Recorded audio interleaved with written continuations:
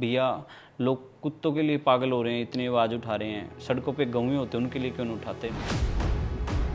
और phone cell करके हमने बच्चों का खाना पीना। एक मूवमेंट बताओ जिस टाइम बहुत खुशी हुई हो। और उनकी दुआएं हमें लगती हैं, वही सबसे बड़ी खुशी है। अब मानोगे नहीं, उस दिन 80 से 90 हज़ार रुपये का नुकसान हुआ था। और हमने व्रत रखना स्टार्ट किया कि माता रानी हमें बच्चों के लिए एक शेल्टर हो जाए हमारे पास। इस काम के लिए आपको सोशल मीडिया या आगे एक्टिव होने की, वीडियो डालने की ज़रूरत है ताकि और ज़्यादा एनिमल्स की हेल्प हो। 3 महीने तक हमने उस चटनी से टाइम निकाला था। वो टाइम 4 दिन बाद मेरे पास एक कॉल आता है, वो कुत्ता ढीला पड़ गया, वो जहाँ पड़ा है। तो मुझे यकीन हो गया कि इसके मुंह में कंचे हैं। तो हम लोग रेस्क्यू करने के लिए पहुंच गए। मैं श्योर हूँ सूरज भैया आपके थ्रू अपने सपने जी रहे हैं। लेग पुलिंग, क्योंकि काफ़ी टाइम पहले, तकरीबन 4 साल पहले हमारी इतनी लेग पुलिंग हुई है। आई थिंक पूरे करनाल में मैं ओपनली कहता हूँ कि किसी की भी लेग पुलिंग इतनी नहीं हुई होगी। यहाँ पे ऑल डॉक्टर्स वहाँ से मेडिकल की डिग्रीज लेते हैं, तो वहाँ पे ले जाइए, वहाँ पे 1001% बच जाएगा। मैंने समय व्यर्थ नहीं किया और तकरीबन 1 घंटे के अंदर डिसीजन लेके और मैं उसको बचाने की आस से हिसार के लिए निकल गया, टैक्सी बुक करा के। और जब मैं यहाँ से निकला, मैंने एक वीडियो डाली कि मेरे पास पर्याप्त साधन भी नहीं है, ना पैसे हैं, और मुझे इस बच्चे की जान बचानी है, बस कैसे भी करके आप लोग जो भी मेरी हेल्प कर सकते हो। तो हिसार में मैं इस जगह पे आना है। वो लोग 5-5, 10-10 हज़ार रुपये लेके वहाँ पहले ही पहुँच चुके थे। वैसे मेरा एक क्वेश्चन था, जो आपकी ट्रस्ट का नाम है अंजनी एनिमल फाउंडेशन, तो मुझे लगा शायद हनुमान जी की माता जी का नाम भी अंजनी था। अंजनी पुत्र पवन सुत नाम। हाँ, जी। वो जंगली है और वो कभी भी अटैक कर सकता है, बट मेरा मानना है कि असली में जो जंगली है वो इंसान है। कि जब मैं उस बच्ची की डेथ हुई, जो वाइफ है वो शादी से पहले मेरे साथ इस सेवा में थी। अच्छा। और मैं पहले बताया था, मैंने मॉडलिंग करता था। हस्बैंड वाइफ मतलब पति पत्नी के दूल्हा दुल्हन बने हुए हैं, और आपने शायद छोटा सा बच्चा ले रखा है। Monkey baby. बट सांप तक मत जाओ, एनिमल्स लवर नहीं कहता ना मैं हूँ। परिवार को मैं जंगल में बंदरों को खाना तक खटाई नहीं यूज करता उसमें। तो बट एम्बुलेंस को उस हिसाब से मुझे चलाना होता है। और वो गलती उस लड़के की थी, वो मार के टक्कर भाग गया, गाड़ी ने 2 पलटे खाए।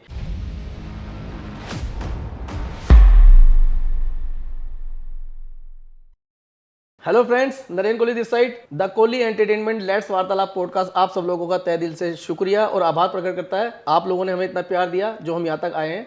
दोस्तों, आज हम अपने आप को, मेरी टीम और बल्कि मैं आपको भी कहूँगा जो कैमरे के उस पार लोग हमें देख पा रहे हैं, सुन पा रहे हैं, बहुत ही भाग्यशाली फील कर रहे हैं। क्योंकि आज के जो हमारे गेस्ट हैं ना, वो उनकी जो प्रोफाइल है, उनका जो काम है, उनका जो भी वो करते हैं, शायद मैं और आप, हम सब सोचते हैं कि ऐसा भी हो सकता है, ऐसा भी कर सकते हैं।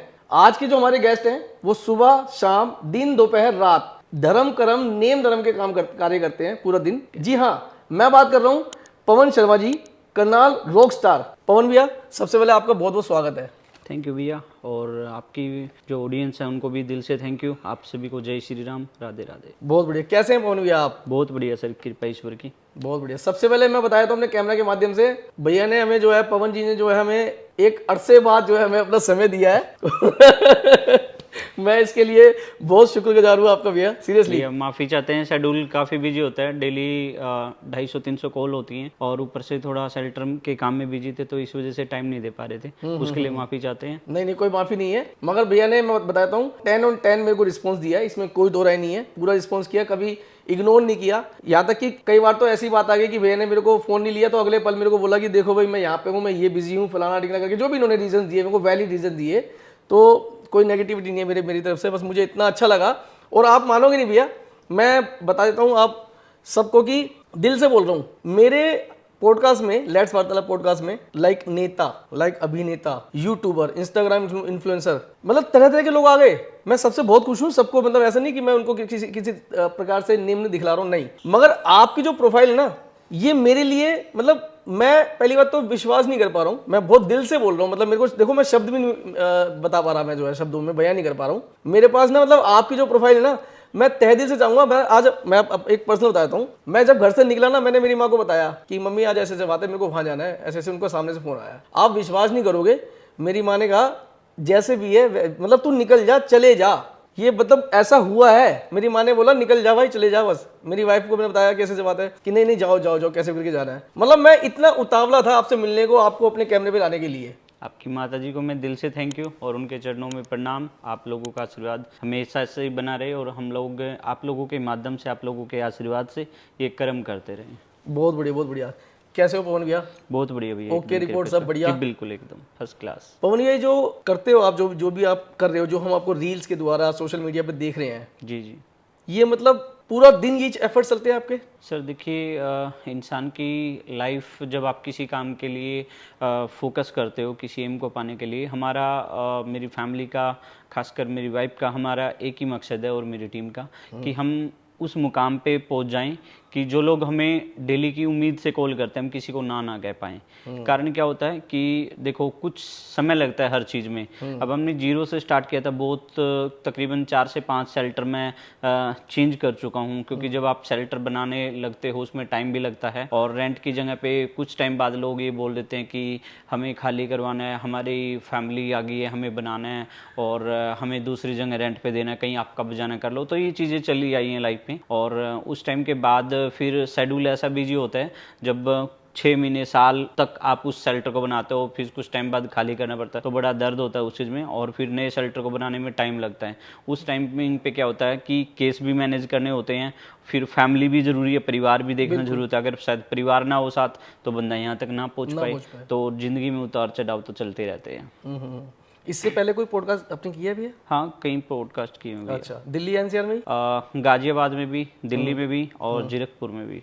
जीरकपुर मतलब पंजाब में भी? जी जी। अच्छा, मेरे को ये जानना है, सबसे पहले ये जानना है, आप जो भी कर रहे हो, भागा दौड़ी, नेम धर्म के जो काम कर रहे हो, इसमें आपके परिवार का पूरा सपोर्ट है? देखिए स्टार्टिंग में नहीं था और बट अब पूरी फैमिली सपोर्ट करती है, क्योंकि उन्होंने देखा है जब हम कर्म करते हैं, दिल तन मन धन और शिद्दत के साथ जब हम कोई कार्य करते हैं उसमें टाइम भी लगता है और उसमें उतार चढ़ाव भी आते हैं। और खासकर ज़िंदगी में जब ये चीज़ें ना हो, लाइक लेग पुलिंग, क्योंकि काफ़ी टाइम पहले, तकरीबन 4 साल पहले हमारी इतनी लेग पुलिंग हुई है, आई थिंक पूरे करनाल में, मैं ओपनली कहता हूँ कि किसी की भी लेग पुलिंग इतनी नहीं हुई होगी, खासकर एनिमल्स वाले कंटेंट। थोड़ा समझाओ लेग पुलिंग किस तरीके से हुई और किस किस ने की? Leg pulling in the sense कि जब हम इन एनिमल्स के लिए हमने काम करना स्टार्ट किया तो स्टार्टिंग में मंकीज़ के केस को लेके कि मंकी को पिंजरे में रखते हैं, टॉर्चर करते हैं, परेशान करते हैं, कैद में रखा जाता है और फेमस होने के लिए, दिखावे के लिए और टॉर्चर किया जाता है, इस तरह की बातें रही हैं। बट टाइम, हर चीज़ जो समय होता है ना, जब परिवर्तन आता है ज़िंदगी में, वो सब कुछ आमने सामने ला के रख देता है और टाइम लगा है हर चीज़ में। अब पहले लोग तकरीबन मुझे पॉजिटिव कमेंट देखने को नहीं मिलते थे, नेगेटिव कमेंट होते थे। अब मुझे नेगेटिव कमेंट ढूंढने से नहीं मिलता, पॉजिटिव कमेंट इतने होते हैं। खासकर कमेंट का तो मैं रिप्लाई नहीं दे पाता हूँ, मैं अपनी ऑडियंस से भी माफ़ी चाहता हूँ, क्योंकि डेली के इतने कमेंट्स होते हैं, मैं नहीं रिप्लाई दे पाता।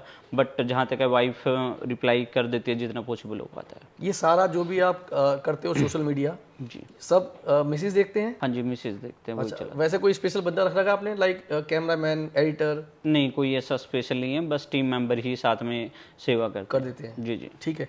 मेरे को सबसे पहले जानना है पवन भैया, जो आप कर रहे हैं, जो भी आप आज की डेट में काम कर रहे हो, इसकी शुरुआत कैसे हुई? बिल्कुल जीरो से जानना है मेरे को आपसे। देखिए क्या था कि तकरीबन 2017 में मैंने चैनल की शुरुआत की थी। मैं मॉडलिंग करता था, फनी वीडियो, कॉमेडी वीडियो, हम लोग 3-4 मेंबर थे और हमने स्टार्ट किया। करते करते फिर 2019 में एक केस आया था मेरे पास मंकी का, जिसमें क्या था, वो हमने, मेरे बड़े भाई अंशुमन शर्मा, उन्होंने कॉल किया कि ऐसे एक कोई बंदर है, जख्मी है, उसको रेस्क्यू करना है। तो फॉरेस्ट वन विभाग ऑफिस से ही उसको रेस्क्यू किया गया था। ये बात मुझे 1 साल बाद पता चली कि वो डिपार्टमेंट ही वन विभाग का था जो इनका मंकीज़ का स्पेशलिस्ट होता है।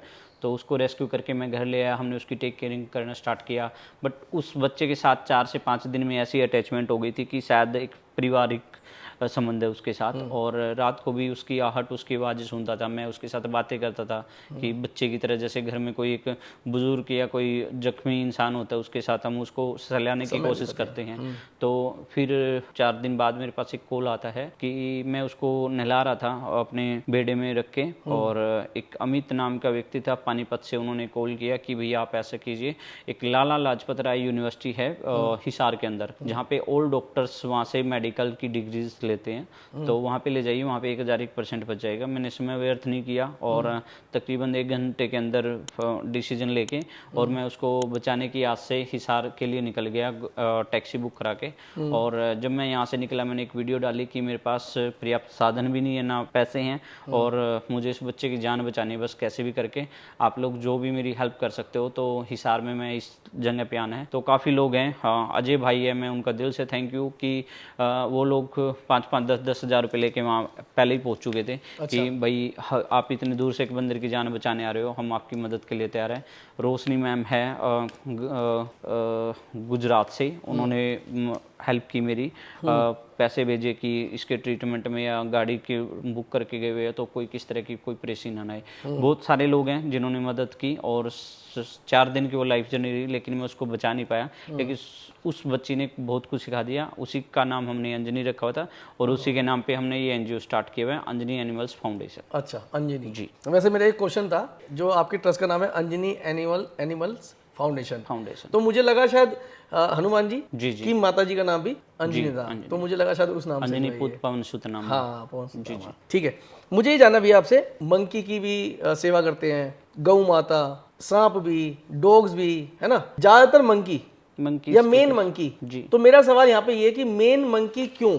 देखिए, मंकी का मेन इसलिए है क्योंकि डॉग्स को के लिए बहुत सारी एनजीओ हैं और नॉर्मली तौर पे आप भी उसको अगर जख्मी है, ट्रीटमेंट है, हेल्प दे सकते हो। एक जब आपके सामने कोई मंकी इंजर्ड होगा तो आप 10 बार ही सोचोगे कि अटैक ना कर दे, ये जंगली होता है। लोगों के दिमाग में एक थीम बनी हुई है कि बंदर जो होता है वो जंगली है और वो कभी भी अटैक कर सकता है। बट मेरा मानना है कि असली में जो जंगली है वो इंसान है, क्योंकि इंसान की सोच इतनी चेंज हो चुकी है कि उसने धरती पे जो जीवों की जगह है उसको भी नहीं छोड़ा और इंसान इतना जंगली होता जा रहा है। जो काम एक जीव जानवर करते थे वो आज इंसान करने लगे हैं। एक दूसरे को मारना, काटना, नुकसान करना, एक दूसरे का नुकसान सोचना, उसको मार देना, किसी तरह पीड़ित करना, तो ये मानसिकता ना इंसान की होती जा रही है धीरे धीरे। बहुत गहरी बोल दिया आपने बहुत गहरी बोल दिया आपने। यहाँ पे मैं ये जानना चाहूंगा पवन भैया कि जब आपने पहली वो मंकी आपने बताया अंजनी जो नाम था, फिर उसका बंदर का जो नाम था पहला,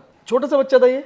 नहीं, ये तकरीबन 1-2 साल की फीमेल मंकी थी। ठीक है, तो मेन अटैचमेंट का कारण वही थी? हाँ, अटैचमेंट का कारण भी वही थी। उसी के नाम पे हमने एनजीओ का नाम रखा, क्योंकि जब मैं उसको वो जो 4 दिन की लाइफ जर्नी रही, तकरीबन 40,000 लोग मेरे पेज के साथ जुड़ चुके 4 दिन के अंदर। उन लोगों ने मुझे मोटिवेट किया कि आपका नाम भी पवन है और शायद बजरंगबली महाराज ने आपको इस सेवा के लिए चुना है, क्योंकि सेवा करने वाले तो बहुत सारे लोग होते हैं, बट एक आशीर्वाद हर किसी के ऊपर नहीं होता बजरंगबली का। तो ये चीज़ परमात्मा ने आपको इसके लिए चुना है। और मैंने फिर उनसे सजेशन रखा कि हम किस नाम से एनजीओ स्टार्ट किए, तो 95% वहाँ पे अंजनी नाम मेंशन किया था, क्योंकि बंदरी का केस था और अंजनी एक फीमेल मंकी के हिसाब से हमने ज़्यादा बेस्ट लगा, तो तभी से हमने अंजनी एनिमल्स फाउंडेशन की नींव रख के और इसके ऊपर उसके बाद तकरीबन 10 से 15 हज़ार मंकीज हम लोग पिछले 5-6 साल में ठीक करके रिलीज कर चुके। ठीक है, जो पहला केस था आपकी उससे अटैचमेंट हो गई, तो वहां से आपने ये फैसला कर लिया था कि भाई मुझे अब बंदरों की ही सेवा करनी है, मंकी का ही मुझे हेल्प करना है, मंकीज की? नहीं, एक्चुअली क्या हुआ था कि जब मैं उस बच्ची की डेथ हुई और मैंने वहाँ के लोगों ने, हिसार में काफ़ी लोगों ने बोला, हांसी में मैं अजय भैया के पास रुका हुआ था, हिसार के पास हांसी पड़ता है, उन्होंने मुझे बोला कि इसको यहीं दफना देते हैं, क्योंकि उसकी डेथ हो चुकी थी।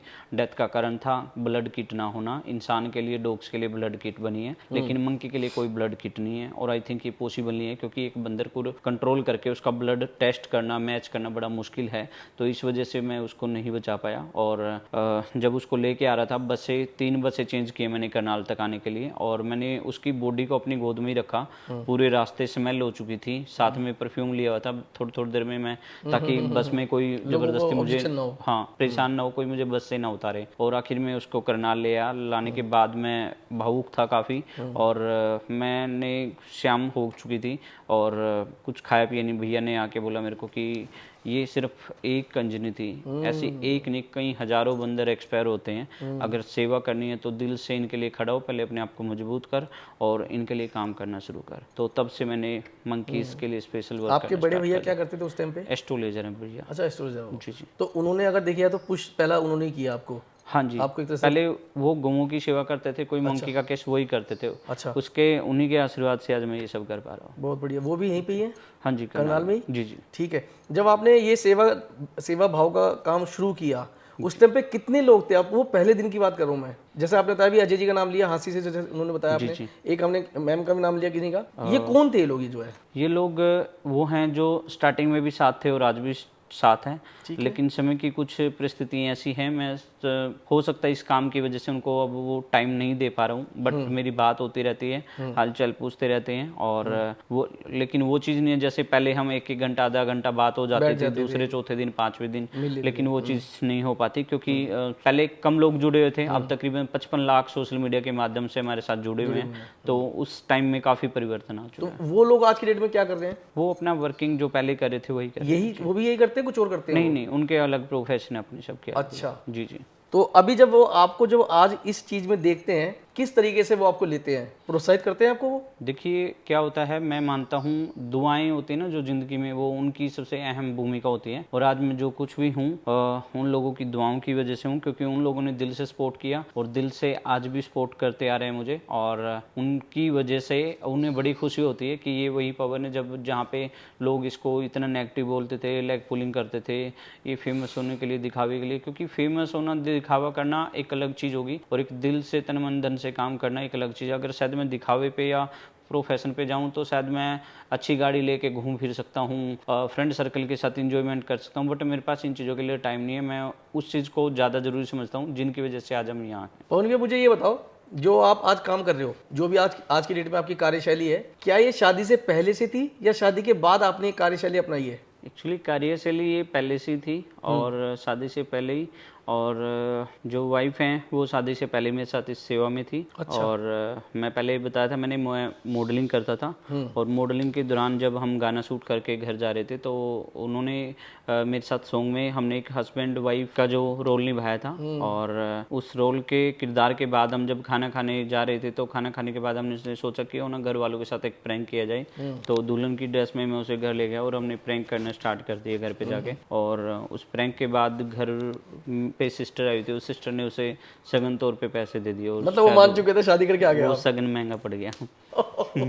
ये तो सच में फिल्मी हो गया यार। मैंने एक क्वेश्चन लिखा हुआ है, मैंने आपकी एक फोटो देखी है सोशल मीडिया पे। जी जी। उसमें दोनों आप हस्बैंड वाइफ, मतलब पति पत्नी के दूल्हा दुल्हन बने हुए हैं, और आपने शायद छोटा सा बच्चा ले रखा है। Monkey baby. वो मेरी शादी की फोटो है? वो मेरी शादी की फोटो। अच्छा, वो रियल है? रियल है। वो शादी के टाइम पे वो बच्चा मंकी का मेरे साथ था, फेरों में भी। वाह। हमने उसको फेरों के टाइम पे भी अलग नहीं किया। बहुत, मतलब बहुत कूल और बहुत अलग कर रहे हो आप जो है। अच्छा, वो आगे बताओ, जैसे प्रैंक हुआ, सब कुछ हुआ, तो फिर उसके बाद शादी का थोड़ा सा किस्सा सुना दो इसी बात पे। तो प्रैंक फिर हमने ओपन कर दिया कि हम मजाक कर रहे थे, और तकरीबन उसके 1.5-2 महीने बाद घर वालों को लड़की पसंद थी, बट मैं उस टाइम शादी के लिए एग्री नहीं कर रहा था। तो दीदी और ने भैया ने मिल के उनके घर रिश्ते की बात की, और शायद परमात्मा ने शायद इसी चीज़ के लिए संजोग लिखे थे और यहाँ तक पहुँचे हैं। और अगर शायद विभू साथ ना देती, क्योंकि पीछे से जो सपोर्ट विभू का रहा है इन चीज़ों को लेके कि जो आपको करना है मैं उसी में साथ हूँ, क्योंकि कुछ लेडीज़ ऐसी होती हैं जो आफ्टर मैरिज के बाद चेंज कर देती है अपने आप को। लाइक जो बच्चों की पोटी, डस्ट, गंद, स्मेली होती है, जिस हिसाब से उसको देखा जाए तो हर कोई इस चीज़ में साथ नहीं दे सकता। शायद इसकी जंग कोई और होती तो कब का पीछे छोड़ देती वो, और साथ में उन्होंने इस चीज को स्वीकार किया। जी बिल्कुल। और आपको पूरा सपोर्ट दे रखा है आज भी। बिल्कुल। 1% भी कभी मिसेज के मन में नहीं आया कि आपको रास्ता चेंज करने के लिए बोलें या कुछ किसी प्रकार से आपको यहाँ से हटाने के लिए बोलें? 1% भी? एक्चुअली क्या था, मैरिज से पहले लाइक हम जब शूट वगैरह पे जाते थे और जब ये केस आया था हमारे पास फर्स्ट टाइम, तो हम लोगों ने दोनों ने मिलके जो ऑफिस था उसी में हमने इतने सारे मंकीज या जो केस डॉग्स ये सेवा पे जाते थे, बट ये हाइड होती थी, ये कभी वीडियोज में नहीं आती थी। कैमरा मैन उस टाइम यही होती थी। अच्छा। तो कैमरा यही चलाती थी। ऐसे ऐसी स्थिति के केस देखे हैं, वो वीडियो शायद हमने नहीं डाली, बट हम लोग लोग उस टाइम पे हाइड कैमरा वर्क करते थे, लाइक उस टाइम पे इतना सोशल मीडिया का नहीं था कि कीड़े, अनगिनत कीड़े पड़े हुए हैं, मैं उस कुत्ते को नहला रहा हूँ। यहाँ पे एक जिम के पास का केस था करनाल में ही, हेरिटेज लोन के पीछे, वहाँ पे एक गाड़ी, जिम में से लड़का निकला, उसने उस कुत्ते के ऊपर गाड़ी चढ़ा दी, और उस केस की शायद दुआएं आज हमें यहाँ तक लेके आई हैं। बहुत सारे केसेस ऐसे रहे हैं जिनको हमने सॉल्व नहीं किया या दिखाया नहीं, बट जब हमें धीरे धीरे इस लाइन में हम लोग आए, हमने वर्क करना स्टार्ट किया, तो हमने इस चीज़ को भी जरूरी समझा, और लोगों ने भी हमें प्रेरित किया कि इस काम के लिए आपको सोशल मीडिया या आगे एक्टिव होने की, वीडियो डालने की ज़रूरत है, ताकि और ज़्यादा एनिमल्स की हेल्प होए। क्योंकि काफ़ी लोग समझते हैं ये सब दान या सेवा या कुछ इस तरह का है, तो एक पर्दे के पीछे होता हो, तो इन चीज़ों का दिखावा नहीं करना चाहिए। बट अगर आपको ज़्यादा लंबे टाइम के लिए करना है या ज़्यादा एनिमल्स की हेल्प करनी है, तो मैं मानता हूँ कि ऐसा दिखावा करना ज़रूरी है। आप जाते हो, लाइक आपको कॉल आ गई कि भाई ऐसे ऐसे हो रहा है, तो कभी ऐसा होता है मिसिस या माँ या भाई या बच्चे आपको बोल रहे हैं पापा एक काम करो ना, आप रहने दो, उनको भेज दो, जो लाइक आपकी जो टीम है बाकी को, कभी ऐसा हुआ है कि वो आपको किसी प्रकार से रोक रहे हैं, अभी आप रहने दो? नहीं, कभी आज तक ऐसा नहीं हुआ। केसेस आए हैं, केसेस ऐसी स्थिति पे भी आए हैं कि मैं खाने के लिए मैंने बाइट हाथ में लिया और केस आ गया और तुरंत जाना पड़ा। मैं छोड़ देता हूँ उस टाइम पे, क्योंकि पहले काम है। जिस टाइम पे कुछ ऐसी कंडीशन होती है, लाइक किसी की जान रिस्क पे है, कोई कुएं में पड़ा हुआ है, या कोई ट्रांसफार्म पे है, या कहीं कोई जख्मी है, कुछ इस तरह का इमरजेंसी केस आता है, और शायद मैं अपने पर्सनल टाइम में, तो मैं उस चीज़ को छोड़ देता हूँ। एक पवन भैया, एक कैजुअल जर्नल, एक निम्न स्तर का क्वेश्चन पूछूंगा आपसे मैं, जी। और मेरे अंदर से आ रहा है वो, कहीं लिखा नहीं है।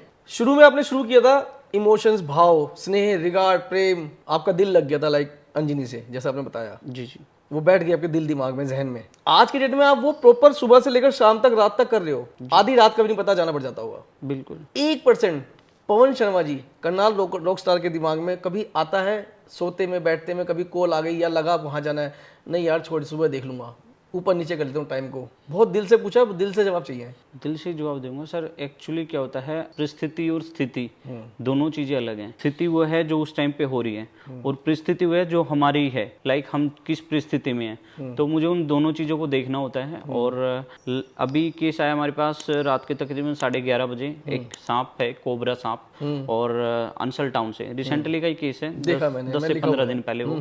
तो मेरे पास कॉल आया, भैया ऐसा ऐसे कोबरा सांप है। मैंने पहले तो बोला भाई जो स्नेक मैन है उनको कॉल कीजिए और वही रेस्क्यू करते हैं, बट उन्होंने बताया कि हमने कॉल किया है, स्नेक मैन नहीं आ पा रहे हैं, काफ़ी दूर हैं, और उन्हें आने में टाइम लगे, तो हो सकता है कोई हादसा हो जाए। जब उन्होंने बात बोली तो मैंने कुदरती टीम 5 मिनट पहले मेरे पास से गई थी। ये लक्की, केशव, छोटे भाई हैं, सारे साथ में सेवा करते हैं, सौरभ भाई। तो मैंने इनको कॉल किया, और ये घर भी नहीं पहुंचे थे, शायद बर्गर खाने के लिए मार्केट में निकल गए उस टाइम। और मैंने इनको कॉल किया, कह रहे भाई हम घर नहीं हैं, हम आ गए 5 मिनट में। तो ये भी आ गए, हम इकट्ठे निकल गए। तो हमने देखा जहाँ के वहाँ पे वो सांप पहले बेड पे था, बेड से फिर नीचे, बेड के नीचे से जाके कमरे के अंदर बेड के साथ में मंदिर था, और उस मंदिर के नीचे छिप गया। उसको कंट्रोल करने में निकालने, पहले तो यही था कि शायद निकल गया होगा, बट अचानक जैसे ही बेड के नीचे टॉर्च मारी और कैमरा में देखा तो सांप नीचे था। और डर था वाइफ को, सिर्फ डर यही रहता भाई अपनी सेफ्टी जरूरी है, क्योंकि आगे गुड़िया भी है, बच्चे भी हैं। बकायदा सांप के केसेस से फैमिली अलो नहीं है, खुश नहीं है, वो मना करते हैं। हाँ, सांप के केसेस से करते हैं भाई, जो मंकी हैं, आप डॉग है इनका कर रहे हो, गाय का ठीक है, बट सांप तक मत जाओ, क्योंकि जिस चीज़ की नॉलेज नहीं है वहाँ तक नहीं जाना चाहिए। बट मैं कई बार परिस्थिति, स्थिति उस हिसाब से देख के जाना पड़ता है। तो रात को हम निकल गए, हमने तकरीबन 1.5 घंटा हम पसीने पसीने हो चुके, क्योंकि बेड का सामान उठाना, निकालना कमरे से, और लास्ट एंड में उस सांप को हमने फिर मंदिर के वहाँ से रेस्क्यू करके सेफली उसको रात को ही रिलीज किया। तो जाना पड़ा। सांप वगैरह पकड़ने की कोई ट्रेनिंग ली है वैसे आपने कहीं से? नहीं, ट्रेनिंग कोई ट्रेनिंग नहीं है। अपने पास सेफ्टी के जो साधन होते हैं, हाँ, वो मैंने सारे मंगवाए हुए हैं। हाँ, ग्लव्स वगैरह है। मैं हाथ से कभी रेस्क्यू नहीं करता, मैं उस हिसाब से मैनेज करता हूँ जो मेरे हाथ में पॉसिबिलिटी हो सकती है। मैं वो शौकबाजी, काफ़ी लोग सोचते होंगे कि दिखावे के लिए या दूसरों को देख के, मैं नहीं, उस चीज़ के लिए सांप को नहीं पकड़ता। मैंने पूरा सामान को रेस्क्यू करने का, मैं बाकायदा सांप को टच भी नहीं करता, सामान से ही रेस्क्यू करके। अच्छा, जो बड़ी बोतल है उसमें डाल के रिलीज। तो पहली बार जब सांप का केस आया था आपके पास, तो लगा नहीं आपको, मतलब जी मचलाया नहीं यार, मतलब सांप का केस यार मैं तो कभी जो है किया भी नहीं? वो क्या स्थिति थी कि आप आपके कदम वहाँ बढ़े सांप के केस में, पहला वाला केस? पहला जो केस था एक्चुअली क्या था कि हम शेल्टर बना रहे थे और शेल्टर बनाते ही टाइम जब हमने कुछ बच्चे सांप के निकले तो देखा, मन में ये था कि शायद अगर हम इनको किसी और को बुला के, क्योंकि किसी का पता नहीं होता, मार भी दे उसको, तो हमने उनको एक एक को कंट्रोल करके, छोटे बच्चे थे, फिर वो बड़ी सांप भी निकला और उनको पकड़ के फिर हम रिलीज कर दिया था हमने उनको, क्योंकि मारने का अधिकार हमारे धर्म में नहीं है। नहीं मतलब मेरा सवाल ये कि क्या आपको मतलब थोड़ा सा कुछ लगा नहीं यार, मैं तो मेरा केस मैं तो जानता भी नहीं इस बारे में? नहीं होता है, बट मुझे ये था कि मैं कर लूँगा। अच्छा, पूरा मतलब यकीन था हाँ जी, आपको? यकीन था कि मैं कंट्रोल कर लूँगा। ऐसे ही गो का जो पहला केस था, शायद अगर आपने कभी रील देखी, वो एक छत के ऊपर से मैं चढ़ के बाहर से ऊपर से उसको गो को रेस्क्यू करने के लिए पहुंचा था, बहुत रिस्की था। और वहाँ पे शायद अगर वो ईंट की हल्की सी कोन अगर टूट जाती तो मैं नीचे भी गिर सकता, बट मुझे ये था कि उसको कंट्रोल करना है। मैं उस टाइम रिस्क नहीं, ये चीज़ नहीं देखता कि मेरे को क्या होगा। मेरे साथ फिर परमात्मा का आशीर्वाद है, ऊपर वाले की कृपा, मैं बजरंगबली का नाम लेके कर लेता हूँ। भगवान में यकीन करते हो? बिल्कुल करता हूँ सर, 1001%। 10 नहीं, 1001%। बहुत सारे इंसिडेंट हुआ, अभी पीछे एम्बुलेंस का एक्सीडेंट हुआ था, एम्बुलेंस ड्राइव करा था मैं, सारी एम्बुलेंस खत्म हो गई थी, शायद उस टाइम पे भी मुझे आपके वहाँ पे आना था पॉडकास्ट के लिए, सर ने मुझे इन्वाइट किया था, बट स्थिति ऐसी रही, एक दिन पहले एक्सीडेंट हो गया और मैं आ नहीं पाया। उस एक्सीडेंट के दौरान क्या हुआ कि गाड़ी ने 2 पलटे खाए हैं, कोई नाबालिग था लड़का और वो टक्कर मार के भाग गया था। गाड़ी मेरी भी 70 की स्पीड पे थी, बट एम्बुलेंस को उस हिसाब से मुझे चलाना होता है, और वो गलती उस लड़के की थी, वो मार के टक्कर भाग गया। गाड़ी ने 2 पलटे खाए, एक लड़का और था साथ में। गाड़ी जब बकायदा पूरी खत्म हो चुकी थी, हमको हल्की फुल्की चोटें लगी थी, काफी जगह से ब्लड था। बट मैं मानता हूँ कि धरती पे अगर कुछ है तो भगवान है, और आप किसी निर्जीव पत्थर के अंदर भी देखोगे ना, अगर उसको दिल से पूजोगे तो उसमें भी आपको भगवान के दर्शन हो जाएंगे। जो लोग कहते हैं ना कि मंदिरों में पत्थर है, पत्थर हैं, मैं मानता हूँ, लेकिन उस पत्थर को पूजने के लिए आपके अंदर की आस्था होनी जरूरी है। अगर आप दिल से उसको पूजोगे तो उसमें भी आपको परमात्मा के दर्शन हो जाएंगे। इन द सेंस कि जरूरी नहीं है कि आप सिर्फ उस पत्थर में ही जाके भगवान का, आप मंदिर के बाहर भी आपको कोई कुत्ता है, कोई बेजुबान जीव तड़फ रहे ना, आप उसको दिल से उसकी शिद्दत पूजा करोगे ना, तो भगवान वहाँ पे भी नजर आ जाएंगे आपको। मैं भी बताता हूँ, लगभग 1.5-2 महीने की बात है, पहले की है। 1.5-2 महीने हो गए भैया? 16 मई की। 16 मई का मतलब वही हो गए, 2 महीने हो गए। तो जो है भैया से मेरी सब कुछ बात हो गई थी, भैया की दिल्ली की विजिट थी, तो सब कुछ सेट हो गया था कि भाई हमारे पॉडकास्ट में ये हमारे स्टूडियो में आएंगे। तो जिस दिन आ रहे थे ना, उसी दिन गाड़ी का इनका एक्सीडेंट हो गया। तो मैंने फोन लगाया इनको, पहले फोन लिया नहीं, एट द एंड बात हुई कि भैया मेरी गाड़ी का एक्सीडेंट हो गया है, ये वो करके। तो मुझे लगा भाई अगर बोल रहे तो उसका मतलब हुआ होगा। जब मैंने एक शाम को या अगले दिन मैंने रील देखी ना आपकी, तो मैंने देखा, मैंने यार मुझे लगा शायद हुआ होगा कुछ, थोड़ी टक्कर हो गई होगी। जब वो रील देखी ना मैंने, मतलब इतनी भड़क हो गई मेरे को, मैंने यार तो सच में जो है बहुत ज्यादा लगी है। आपको भी चोट ज्यादा लगी है, और गाड़ी तो खैर खराब हुई, गाड़ी तकरीबन 1.5 महीने बाद ठीक हो गई। पवन भैया थोड़ा फैमिली के बारे में बताओ ना, फैमिली में कौन कौन है? फैमिली में फिलहाल मम्मा है, भाई हैं और वाइफ है, गुड़िया एक छोटी सी, और भाभी हैं, 3 भाई और है मेरे अलावा। अच्छा, हम टोटल 4 भाई हैं। जॉइंट फैमिली है सारी आपकी? यहीं रहते हैं सब अलग अलग हैं? नहीं, अलग अलग भी रहते हैं और जॉइंट भी है, हम इकट्ठे ही रहते हैं। अच्छा, लाइक मतलब जगह अलग अलग है लेकिन दिल एक है। बहुत बढ़िया, बहुत गहरी बोल दी आपने जो है। ठीक है, जो बाकी के भाई वगैरह हैं, जैसे आपने बताया जो भैया आपके जो एस्ट्रोलॉजर हैं वो आपको सपोर्ट करते हैं डे 1 से? बिल्कुल, सभी बाकी के करते हैं। जो बाकी के भैया वगैरह हैं वो सब साथ ही है मेरे, करते हैं, बोलते हैं। बिल्कुल। कभी कोई जब कभी मिलता चलते फिरते कभी आगे पीछे मिल गए तो कोई सजेस्ट करता है आपको, एक काम तूने यार तेरे वो वीडियो देखी थी, अब आगे से ऐसे मत करियो, वैसे करियो, कोई सलाह देते हैं अपनी तरफ से? सलाह देते हैं, सांप की देते हैं, सांप नहीं पकड़ते जी, बिल्कुल देते हैं। सच में मतलब सांप का जब केस आप पकड़ते हो, जैसे अभी अपने कोबरा का बताया किस्सा, मैंने बकायदा लिखा भी है, तो जी नहीं मचलाता, मतलब मचलाता है, घबराहट भी होती है, ये भी रहता है कि कहीं अटैक ना कर दे, बट मेरे को सामने वाले का दर्द दिखता है। सामने वाले का इन द सेंस वो दर्द नहीं जिनके घरों घुसा हुआ है, वो दर्द दिखता है, कहीं कोई इसको मार ना दे, दर्द वो होता है। क्योंकि क्या होता है, जब आप किसी बेजुबान के लिए, जीव के लिए काम करते हो ना, तो आपकी इमोशन अटैचमेंट आपकी उनके साथ दिल से जुड़ जाती है। लाइक अभी आपको दिख रहा है दिल्ली में जो डॉग्स के ऊपर इतना बड़ा इंसिडेंट हुआ है, उनको रिलोकेट करने का ऑफेंस दिया गया है। मैं मानता हूं कि जिस देश में कुत्ते ही आज़ाद नहीं रह सकते, वहाँ इंसान के आज़ाद रहेंगे। जहाँ पे एक जीव ही आज़ाद नहीं है, लाइक उन कुत्तों के ऊपर देखिए, मानता हूँ जब सिर में दर्द होता है तो सिर के दर्द की दवाई ली जाती है, गला नहीं काटा जाता, सिर नहीं उड़ाया जाता। तो वही चीज़ ये है कि अगर कोई डॉग्स अटैक कर रहा है, अब काफ़ी लोग क्या है, इस टाइम पे लोगों ने मुद्दा बनाया हुआ है कि डॉग्स की पुराने वीडियो, किसी बच्चे को काटा, अब कहाँ गए वो एनिमल्स लवर, और टाइटल दिया हुआ है कि अब कोई एनिमल्स लवर वहाँ कमेंट नहीं करेगा। देखिए, सबसे पहले अब मैंने रात ही लेटेस्ट वीडियो देख रहा था, एक बच्चा घर के अंदर से निकला, आई थिंक दोपहर का टाइम था, शाम का टाइम था, तो एक कुत्ता आया। कुत्ता भी क्या आया कि वो बच्चा निकला और उस कुत्ते ने उसको ऐसे एकदम डराया। अब डराने के उसमें उसको ये लगा दूसरे कुत्ते को कि शायद वो कुछ खाने की चीज ले रहा है। अब वो खाने की चीज के चक्कर में इन कुत्तों की आपस में लड़ाई होगी और लड़ाई होने के बाद उन कुत्तों ने उस बच्चे के ऊपर अटैक करना स्टार्ट कर दिया।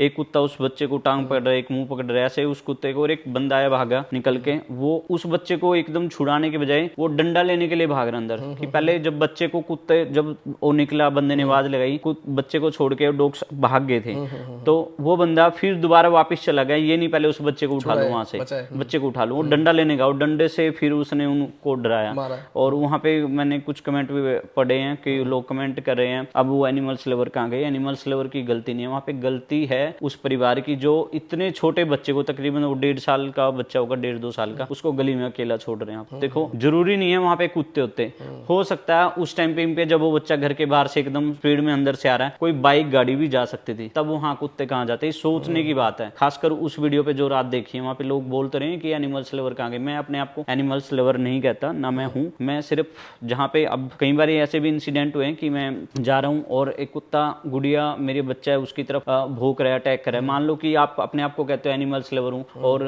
एक कुत्ता आपकी बेटे के, आपके बच्चे के ऊपर अटैक करेगा, क्या वो एनिमल्स लवर उसको ये कहेगा कि भाई खा ले मेरे बच्चे को, अटैक कर ले, बचाव करेगा? तो जरूर नहीं है कि एनिमल्स लवर सिर्फ वही होते हैं जो इनके लिए काम करते हैं, ये भावना अंदर से होती है। मगर पवन भैया, मैं सॉरी आपको थोड़ा सा यहाँ पे क्रॉस क्वेश्चन करूंगा कि जिस पाले में आप खड़े हो ना, उस पाले में आप एनिमल्स की एक तरह से बहुत भावपूर्ण तरीके से देख रहे हो उनको। जी जी। मगर दूसरा जो पाला है, भले ही वहाँ पे कम लोग हैं, मगर किसी का बच्चा, कोई लेडी, जब सारे कुत्ते मिलके जो अभी एससी का, जो जैसे आपने बताया कि जो रिलोकेट करने का जो फैसला आया है, मैं उसके हेतु बात कर रहा हूँ। मगर जो उस पाले में लोग खड़े हैं, आप देखो ना, मैं किसी प्रकार से आपको नेगेटिविटी नहीं दे रहा, नहीं, बट मैं बता रहा हूँ कि उस एक बच्चे की जान चली गई, एक मतलब जो भी केसेस बहुत सारे हुए हैं, बिल्कुल, उनके चोटें लग गई हैं, कई औरतें भी देखी हैं कि और सब कुत्तों ने घेर लिया, तो वो अगर वो उस पाले में खड़े होकर बात कर रहे तो गलत तो वो भी नहीं करे। सर गलत वो नहीं कह रहे, मैं उनको गलत भी नहीं ठहरा रहा हूँ। मेरा कहने का तात्पर्य आपसे अभी भी यही है, पहले भी यही था कि जब कोई डॉग अग्रेसिव है या रेबीज वाला है या अटैक करता है, पागल है, आप उसका इलाज कीजिए, उसको रिलोकेट कीजिए, उसको उठाइए, उसका ट्रीटमेंट कीजिए, उसको सेफ जगह रखिए।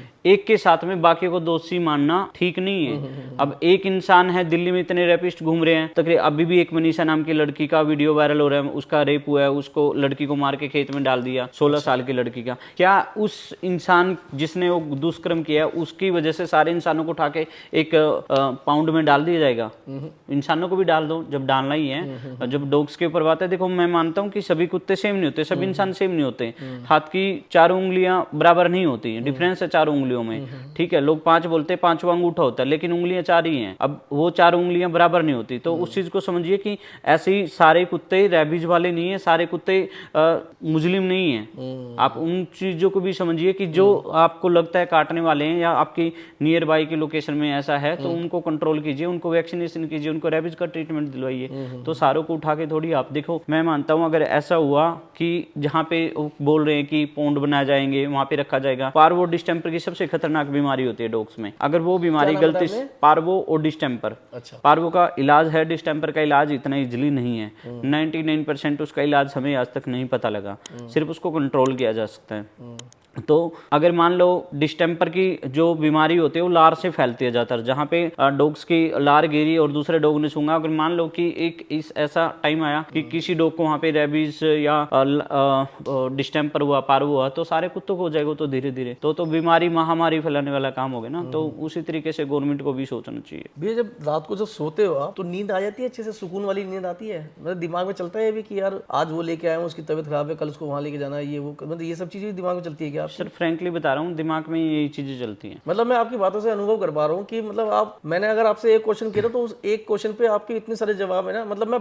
बंद गया आपकी बातों में पूरा। देखिए क्या होता है, जब हम कोई काम करते हैं किस चीज के लिए, अब हम बहुत सारे केसेस ऐसे हैं, टीम पूरी हम जब केस पे जाते हैं तो बहुत सारे केस ऐसे, हमें इतने सारे कीड़े निकालने होते हैं, डॉग्स के कीड़े पड़े हुए हैं। तो आप मानोगे नहीं, यकीन नहीं करोगे, आने के बाद कई दिन तक तो हम घर में चावल तक नहीं खा सकते, वजह हमारे दिमाग में वो कीड़े घूम रहे होते हैं। ये कड़वी सच्चाई है, क्योंकि वो चावल की तरह ही वो लोचते रहते हैं और वो दिमाग में वो चीजें घूमती हैं, हम चावल तक नहीं खा सकते। ये दिमाग में ऐसा रहता है शायद हम वही काम कर रहे हैं, कीड़े निकाल रहे हैं। नहीं सच में बहुत मतलब एक तरह से मतलब बहुत खतरनाक कर रहे हो जो भी कर रहे हो आप जो है। और जब हम कर रहे होते हैं एक्चुअली क्या था कि पीछे हम सेक्टर 4 में जब मेरी गाड़ी का एक्सीडेंट हुआ तो जो मेरे वहाँ के जिनके पास मेरा केस आए वही कुछ दिन बाद जब हम सेक्टर 4 में एक कीड़ों का केस कर रहे थे, वो बंदा वहाँ से निकला पुलिस वाला और ऐसे देख के चुपचाप चला गया। बकायदा वहाँ पे इतनी स्मेल थी और हम लोग वहाँ कीड़े निकाल रहे थे, मगर पुलिस वाले ने कोई किसी प्रकार का कोई रिएक्शन नहीं। वो देख के मुंह फेर के स्मेल करके ऐसे निकल के आगे। तो मैं ये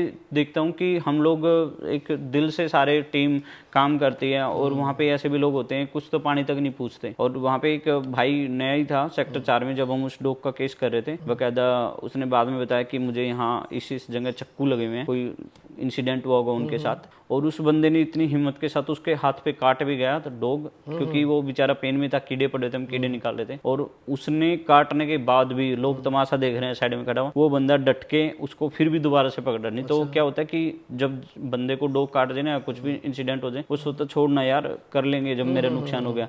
उस बंदे ने फिर भी अपनी बहादुरी दिखाई, हिम्मत दिखाई और उसको कंट्रोल करके रखा तब तक। ऐसे भी लोग ऐसे केसेस मिलते हैं जैसे आप कभी गए कहीं गए और वो लोग आप पे दोष जमा रहे हैं, आपको सपोज कॉल करके मैंने बुलाया कि जी मेरे घर में बंदर घुस गया, ये कुत्ता घुस गया, ये तंग कर रहा है, जी सांप आ गया, तो और आप पे आ गए और आप पे दोष जमा रहे हैं। वो दोष मतलब कि अब तो ये कर लेगा, छोड़ना हटाया जो है अपना साइड, जो आराम से तमाशा देख रहे हैं बैठ के, किसी प्रकार से आपको हेल्प नहीं काफी केसेस हुए हैं ऐसे होते हैं लोग, बिल्कुल होते हैं, हर तरह की दुनिया है। काफी केसेस हुए हैं। एक जगह हमें कुत्ते ने बच्चे दे दिए गाड़ी के नीचे और अब वो पूरा दिन उन फैमिली ने जाना था। उन इंसान की हिम्मत देखो कि उस बंदे को गुड़गांव निकलना था और फैमिली के साथ, और जब उस गाड़ी के नीचे बच्चे देते उसने उस गाड़ी को हिलाया तक नहीं। और तकरीबन शाम के टाइम हम लोग पहुंचे वहाँ पे और उस कुत्ते को जैसे उन्होंने जो हमें मालिक ने वहाँ की जगह बताई, यहाँ पे रख दीजिए आप, यहाँ पे उनका घर बनाया हमने, पहले घर बना के फिर हमने उसको, तो वहां से एक आंटी निकल के आती है कि आपने हमारे घर के बाहर क्यों छोड़ दिया। वो दोस्त दबाने के लिए आ गई, पागल हो ये हो, आपका दिमाग खराब है, आपने हमारे घर के। फिर मैंने उसको बड़े प्यार से समझाया कि माता देखिए पहली बात तो आपका घर यहाँ से दूर है और दूसरी बात मानता हूँ आपका रास्ता इधर से है। उसको ये था कि कल हमारे बच्चे निकलेंगे हमें अटैक ना करे, क्योंकि एक जब नवजात बच्चों की मदर होती है वो अटैक कर देती है, अग्रेसिव हो जाती है, कहीं उसके बच्चे को नुकसान ना पहुंचाए। तो उस आंटी को बड़े प्यार से समझाया मैंने और शायद मैं गुस्से में उसको जवाब देता तो और उल्टी पड़ सकती थी। फिर बाद में बड़ी खुश होकर बता रही है कि मैं आपकी वीडियो देखती हूँ भैया और मैं आपकी काफ़ी सारी सेवाएं देखती रहती हूँ कि आप मंकी को खाना खिलाने जाते हो, रेस्क्यू करते हो। आंटी हमारा मकसद है आपको कोई नुकसान पहुंचाना नहीं है, हमारा मकसद सिर्फ इन बच्चों को सेफ जगह देना है ताकि कुछ टाइम बाद बड़े हो जाएंगे फिर अपने अपने जगह पे चले ही जाता है बच्चा। ऐसे केसेस आते हैं आपके पास जैसे आप किसी के पास गए और आपको जब उन्होंने उन लोगों ने जब आपको देखा और फुल सपोर्ट कर रहे हैं आपको, जो है मतलब बड़े भावपूर्ण तरीके से आपको देख रहे हैं, यार ये तो जो है हमने रील पे देखे हैं, वीडियो में देखे हैं, और वो एक तरह से आपके लिए मतलब बड़े वो हो रहे हैं मतलब व्याकुल लाइक। नहीं बहुत सारे केसेस हैं सर, काफ़ी जगह गए हैं तो लोग पैर तक छूने लग जाते हैं। अच्छा। हाँ मेरे बड़े भाई की उम्र के तकरीबन 50 साल की उम्र के बंदे भी ऐसे हैं जो स्पेशली पंजाब से आए हैं और आके गली में ये भी नहीं देख रहे कि कौन देख रहा है कौन नहीं है, और आते पैर और वो सिर्फ एक ही चीज बोलते हैं, भैया आप जो कर रहे हो ना शायद आपको भी नहीं पता आप कर क्या रहे हो। ये ऊपर वाले की कृपा है कि उनके आशीर्वाद से ही मैं आज यहाँ तक, क्योंकि जब किसी इंसान की दुआ दिल से लगते हैं ना, पता नहीं कब आपको, मैं मानता हूँ आज से तकरीबन 4 साल पहले एक अवतार दीदी हैं और मैं नहीं जानता वो कहाँ से नहीं है, और उनका मेरे पास मैं उस टाइम परेशान था, परिस्थिति ऐसी थी कि हम पैसे के लिए तरस रहे थे, जब बच्चों का शेल्टर का हम बंदोबस्त कर रहे थे और मैं रो रहा था उस टाइम। उस दीदी का कॉल है कि पवन एक दिन ऐसा भी हैगा। क्या बात।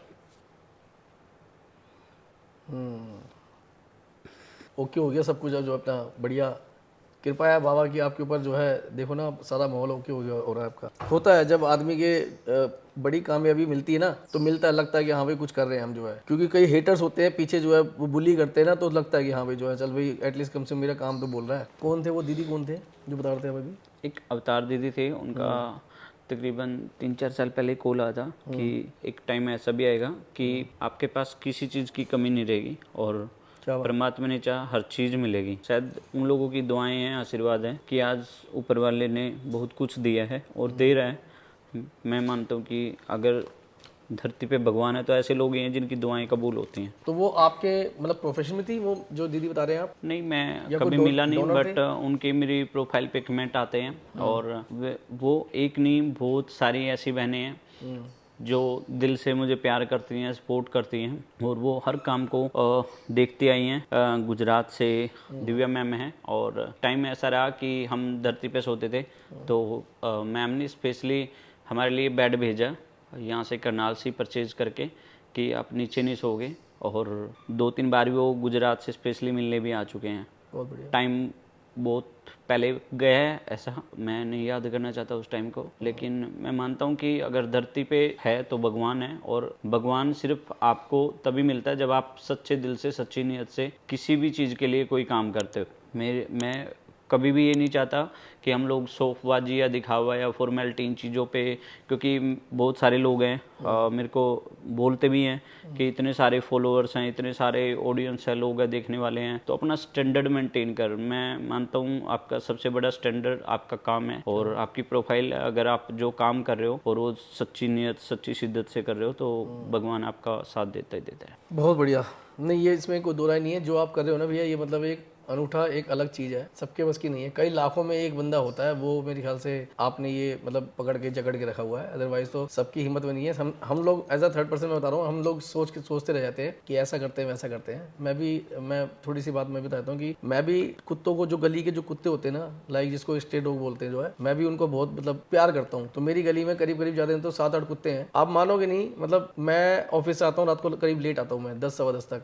मेरी बाइक ना लगभग 100 मीटर दूर होती है, मतलब जहाँ पे मेरा घर है और मेरे घर के वो लगभग 50 मीटर के एरिया में वो कुत्ते वहीं रहते हैं। छोटे छोटे बच्चे हैं, 4-5, 3 बड़े बड़े कुत्ते हैं और एक कुतिया भी है उसमें। तो 100 मीटर से ना मेरी बाइक की आवाज़ सुन लेते हैं, और जैसे ही मैं बाइक घर आता हूँ ना, वो कुत्ते ऑलरेडी वहाँ पहुंच जाते हैं, और मतलब जहाँ पे मेरी बाइक होती है वहाँ से पहुंचे, मेरे पीछे पीछे पीछे जाते हैं, क्योंकि मैं रोज उनके लिए कुछ ना कुछ खाना लेके आता हूँ। उन्हें आपकी आदत पड़ चुकी है। और अभी क्या हुआ, ये तो मेरा एक हो गया कि चलो मेरे बस में था कि मैं खाना उनको खिला देता हूँ रोज रात को, मगर एक नेगेटिव, एक कमी बता देता हूँ। जैसे मैं बताया कि आपसे, जैसे मैं तुलना करके बता रहा हूँ, आप जो कर रहे हो और जो हम बता रहे हैं, अभी कुछ दिन के लिए की बात है ये, मतलब मैं अपनी कमी बता रहा हूँ और कैमरे पे बोल रहा हूँ, ओपनली बोल रहा हूँ, साफ बोल रहा हूँ, मेरी कमी। अभी कुछ दिन पहले क्या हुआ, हमारी गली में 2-3 कुत्तों को कुछ बीमारी लग गई। कुछ थे वहीं के लोग, गौ सेवक थे, तो उन्होंने बताया कि उनको वो बीमारी है। वो बीमारी का नाम मुझे एग्जैक्ट याद नहीं है। तो छोटा सा कुत्ता था बेचारा, वो 2 कुत्ते थे। पहले एक को हुआ, वो कुत्ता ढीला पड़ गया, वो जहाँ पड़ा है, चिल्ला रहा है, कराह रहा है, रो रहा है।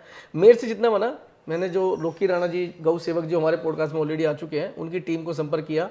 एक बार एक बंदा आया, दवाई लगा के खिला के चले गया। दूसरी बार और 1 हफ्ते बाद आया, वो करके चले गया। उसके बाद उन लोग कावड़ का टाइम आ गया, हमारी टीम कावड़ चली गई। अभी हम बिजी हैं, नहीं आ पाए वो लोग। भैया मानोगे नहीं, अगले 1 हफ्ते में ना, कावड़ के जल के लगभग 1-1.5 हफ्ते बाद वो कुत्ता बेचारा जहाँ पे पड़ा था ना, वो पड़ा रह गया। और मेरी मजबूरी देखो कि मुझे बोल रहा है एक बंदा, मैंने एमसीडी में कांटेक्ट किया तो एमसीडी वाला बोलता है फलानी जगह बलसवा करके जगह पड़ती है दिल्ली में, वहाँ पे एक हॉस्पिटल है, वहाँ ले आओ। अब क्योंकि हमें नौकरी भी करनी है, काम भी करना है, अब मेरा ऑफिस का टाइम हो रहा था, मैंने निकल गया। मैं मतलब जो भी समझे उसको आप, नहीं कर पाया, मैं निकल गया। शाम को घर जब मैं आया ना, मैंने पूरे दिन कोशिश करी फोन पे कि किसी को भेज दूं, उठवा लूं, मगर कोई बंदा नहीं आया कि उसको उठा के ले जाए। इवन मैं भी नहीं जा पाया। जब शाम को मैं घर पे, शाम को मतलब रात को जब मैं घर पे आया ना, तो मेरे घर के बाहर पोल लगा बिजली का, उस पोल के बाद वो बेचारा मर गया था। अगले दिन मैंने उसको फोन किया, एमसीडी वाले को, बंदे को, मैंने, भाई वो बंदा मर गया है, कुत्ता मर गया बेचारा, उसको ले जाओगे? वो बंदा आया है, लेके गया है। वो पैसे जो मांग रहा था वो एक अलग मैटर है, मगर मैं बता रहा हूँ कि आप जो कर रहे हो ना, मैंने ये सारी कहानी अपने बारे में इसलिए सुनाई है, हम लोग सोचते रहते हैं, हम नहीं कर पाते, हमारे बस की नहीं है। कहने को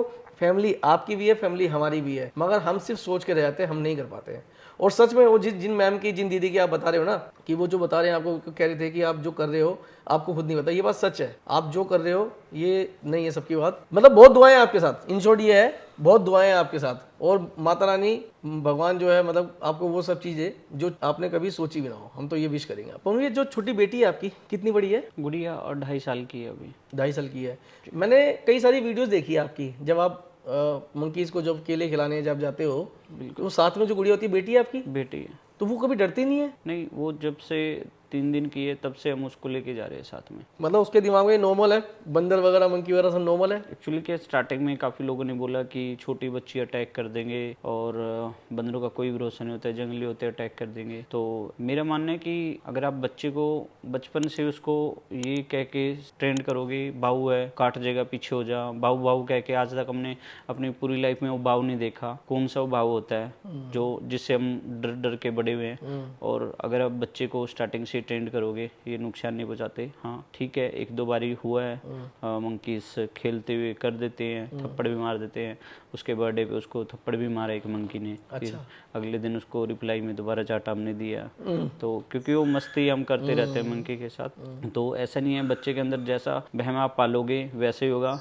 अब ना तो हम अपने बच्चे को उन चीज़ों की तरफ लेके जाते हैं, हम स्टार्टिंग से ही प्रेरित कर रहे हैं ताकि बच्चा भी बड़ा होकर उससे भाव। मगर पवन भैया इसमें तो कोई दो राय नहीं है कि सामने वाला यानी कि मंकी जानवर है वो कब अटैक कर दे, ये भी बात सही है। देखो कोई भरोसा नहीं होता, बट क्या होता है जब आप किसी चीज़ के लिए दिल से काम करते हो तो ऊपर वाला भी देखता है। अब इतने बंदरों के बीच में कई बार वो अकेली भी रहती है, हम खाना खिला रहे होते हैं कई सब साथ में, हमारा ध्यान कहीं और होता है तो वो अकेली भी रह जाती है। ऐसा नहीं है कि उन्होंने आज तक अटैक किया हो। हाँ एक दो बारी किया है, वो सिर्फ इस चीज़ पे किया कि हम उनके साथ प्रैंक कर रहे हैं, खेल रहे हैं, मस्ती कर रहे हैं, वो भी रिप्लाई में ऐसे करते हैं, तो वो चीज़ है। वैसे जैसे कुत्ता काट लेता है तो इंजेक्शन लगवाना पड़ता है, ऐसे में अगर बंदर सपोज काट ले तो उसके भी कोई वो होते हैं? हाँ बिल्कुल इंजेक्शन लगते हैं, जरूरी है? बिल्कुल जरूरी है। तो मेरा सवाल पवन शर्मा जी से है कि पवन शर्मा जी के अभी तक कितने इंजेक्शन लग चुके हैं? सर ऐसे मैंने कभी गिनती नहीं की है, हर 6 महीने बाद मुझे प्रोसेस करना भी पड़ता है। खुद से जाते हो या जब कोई काटता है या लगता है कि जब? 6 महीने में काटे जाते। अच्छा बिल्कुल। आप मतलब लगवाते हाँ लगवाते हैं। मंकी ने काटा है आज तक? मंकी ने बहुत बारी काटा है। अच्छा बिल्कुल। घाव वगैरह भी हुए? ट्रीटमेंट के हाँ बहुत है ऐसे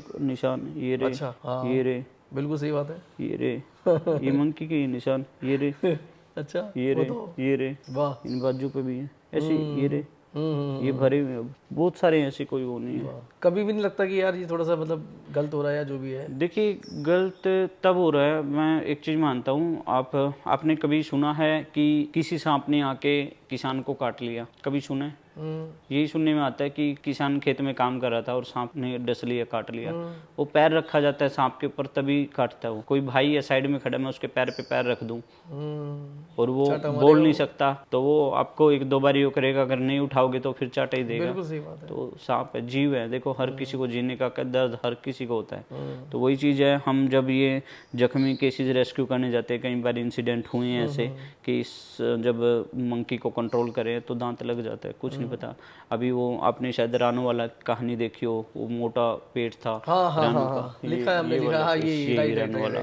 तो वैसे तो नॉर्मल थी, कोई मेरे को हाथ भी लगाई तो काटने को आती थी, और ये अपने आप को काटती थी, मेरे को नहीं काटती थी। काफ़ी कई वीडियोस में रहा। लेकिन जब हम इसको सीटी स्कैन करवाने के लिए इसके हाथ पकड़े हुए थे, तब ये जाते जाते अगले दिन इसने इस दुनिया से विदा होना था, तो एक दिन पहले काट गई थी, यहाँ पे कट लगा था उसका। क्या दिक्कत थी? कैंसर था इसको, काफी बड़ा ट्यूमर था। अच्छा ट्यूमर था, तो मतलब इसका सोल्यूशन इलाज नहीं था अपने पास? इलाज क्या रहा है एक्चुअली, मैं काफी जगह डॉक्टर से बात हुई, अलग अलग उसमें, हिमाचल में, पंचकूला में, चंडीगढ़ में और करनाल में भी। और करनाल में पहले डॉक्टर ने जवाब दे दिया था, बट जब इसका सीटी स्कैन, अल्ट्रासाउंड सारी चीजें करवाई, तब डॉक्टर ने बोला कि इसका जो ट्रीटमेंट है, सर्जरी सक्सेसफुल हो जाएगी। और जब सर्जरी के लिए लेके गए तो 6 मिनट बाद ये पैनिक अटैक आ गया इसको। पैनिक अटैक देखो किसी भी स्थिति में आ सकता है, क्योंकि इसकी बॉडी कुछ तो वैसे ही थी और कुछ ये दर्द झेल नहीं पाई। तो डॉक्टर ने आके, मैं उस टाइम भी बहुत रोया हूँ, क्योंकि दिल में एक ही चीज़ गई कि काश ना ही कराते इसकी सर्जरी और दिन जी लेती। तो क्या था कि जब पहले हम इसके फर्स्ट डे इसका केस आया, 2 दिन 3 दिन वीडियो डली, तो 1 हफ्ता हो गया, 1 हफ्ते से हम ये देख रहे थे कि कहाँ पे ज़्यादा बेस्ट इसका इलाज हो सकता है। तो लोगों ने बोला, कमेंट करने स्टार्ट कर दिए कि आप सिर्फ व्यूज़ के लिए इसको इस्तेमाल कर रहे हो। अच्छा हाँ बोला लोगों ने, आप सर्जरी में जानबूझ के डिले कर रहे हो। देखना यहाँ पे दुनिया आपको कहीं नहीं जीने देती। बिल्कुल सही बात है। ठीक है, लोगों ने बोला आप इसके दिखावे के लिए या आप इसको फेमस होने के लिए आप इसकी वीडियो डाल रहे हो, आप इसका इलाज नहीं करवा रहे हो, आप जानबूझ के इसकी वीडियो डाल रहे हो XYZ। और नहीं डालता तो लोग ये बोलते भैया आप उसका अपडेट नहीं दे रहे हो, आप जानबूझ के उसका अपडेट नहीं दे रहे हो, आप इसकी सर्जरी कराओ, आप इतने टाइम से इसकी सर्जरी डिले कर रहे हो, जिसका दर्द बढ़ता जा रहा है। जब उसकी सर्जरी करा दी वो बच नहीं पाई, उसके बाद लोगों ने कहा आपने इसकी सर्जरी क्यों कराई, इससे तो अच्छा ही पहले ही ठीक थी। कहीं नहीं दुनिया कहीं नहीं जीने देती। ये बात सही है। जैसे भैया कोई केस आता है आपके पास, लाइक ये क्या नाम बताया आपने? रानू, ये नाम आपने रखा है? नहीं, इनकी जिस घर में थी ये 25 साल से, उन्होंने इसका नाम रखा हुआ था। अच्छा पालतू थी इसका मतलब? हाँ ये पालतू थी किसी घर में। वहाँ पे एक्चुअली जेंट्स नहीं था उस घर में, एक्सपायर हो गए थे। तो एक माता जी थी बुजुर्ग, उनके का मेरे पास एक दिन पहले कॉल आया, बेटा मेरे पास एक बंदरी है और वो परेशान है। मैंने जब वीडियो देखी मैं खुद इमोशनल था कि इसको अपना कल ही भिजवा दी। बाकायदा मैंने उनको बोला कि आपने सिर्फ यहाँ तक भिजवाना, आगे जो भी इसका इलाज 5,000, 10,000, 20,000, 50,000, लाख जो भी आएगा हम लोग कराएंगे, आप इसको भेज दीजिए। तो उस माता जी ने कैसे न कैसे मैनेज करके टेम्पू किया और टेम्पू करके वो अगले दिन यहाँ छोड़ गए थे मेरे पे। पंजाब से भेजा था आपको? जी जी। तो ये जो केस, जैसे ये केस है, आपने कितने दिन रखा है इसको, रानो को? तकरीबन 15 से 20 दिन रही होगी। ठीक है। और भी ऐसे केसेस आते हैं जो बिल्कुल मतलब लगभग लगता है कि हाँ भाई ये यार बहुत तगड़ी बीमारी है इनको और ये नहीं बचेंगे, फिर भी आप अपना एफर्ट्स लगाते हो 100%? देखिए मैं सच बात बताऊं, गिने चुने केस होंगे जिनका हमें पता है कि ये नहीं बचेगा। अदरवाइज जो ना का भी केस होता है उसमें हम ना भी नहीं सोचते, हमें ये कोशिश रहती है कि इसको बचाना है ना। हाँ ना तो देखो परमात्मा के हाथ में, हमने अपनी तरफ से उसकी जान बचानी है। अभी 3 दिन पहले एक बंदर जख्मी था और कीड़े पड़े थे उसकी पीठ में। इस तरह के केस इंसिडेंट पहले हो चुके हैं और मुझे था कि ये नहीं बच पाएगा और वो रात को ही पूरा हो लिया। फिर कल ही उसको दवा के आए हम लोग। अच्छा, कल की बात है? हाँ जी, कल। तो मेरा सवाल यही है कि जब ऐसे केसेस हाथ में लेते हो और आपको कंफर्म हो गया कि भाई ये नहीं बचेगा या बचेगी, जब वो खत्म हो जाती हैं उसके बाद आपकी मनोस्थिति क्या होती है? देखिए पहले मैं बड़ा इमोशनल था इनको लेके, बट अब हमें पता है अपने आप को अंदर से मजबूत करना पड़ता है, इमोशंस को भी देखना पड़ता है। और अगर हम शायद इमोशनल होके बैठ गए तो हम सेवा नहीं कर पाएंगे, क्योंकि एक हो तो चल जाए, अभी अनेक हैं और अनेकों केस ऐसे आते हैं जो लास्ट एंड पे आते हैं, करंट लगे हुए हैं, कीड़े पड़े हुए हैं। एक सबसे दिल दहलाने वाला केस था हमारे पास यूपी बागपत से, जिसकी दोनों आंखों में कीड़े पड़े हुए थे और आंखें डैमेज थी उसकी बिल्कुल पूरी तरह। तो इस तरह के केस आते रहते। अभी मैंने कल परसों एक आपका एक शायद आपने एक रील डाली है, एक कुत्ते की आंख बाहर थी, वो क्या केस था? न्यायाधीश जो करनाल का सेक्टर 12 में मुख्यालय है, डीसी ऑफिस, तो डीसी ऑफिस के बाहर ही वो बच्चा काफ़ी लंबे टाइम से थी वो, और किसी ने उसको डंडा मारा, वो डंडा मारने की वजह से उसकी एक आंख बाहर आ गई और वो उस एक आंख से ब्लाइंड थे। वो काफ़ी लंबे टाइम से तड़प रही थी।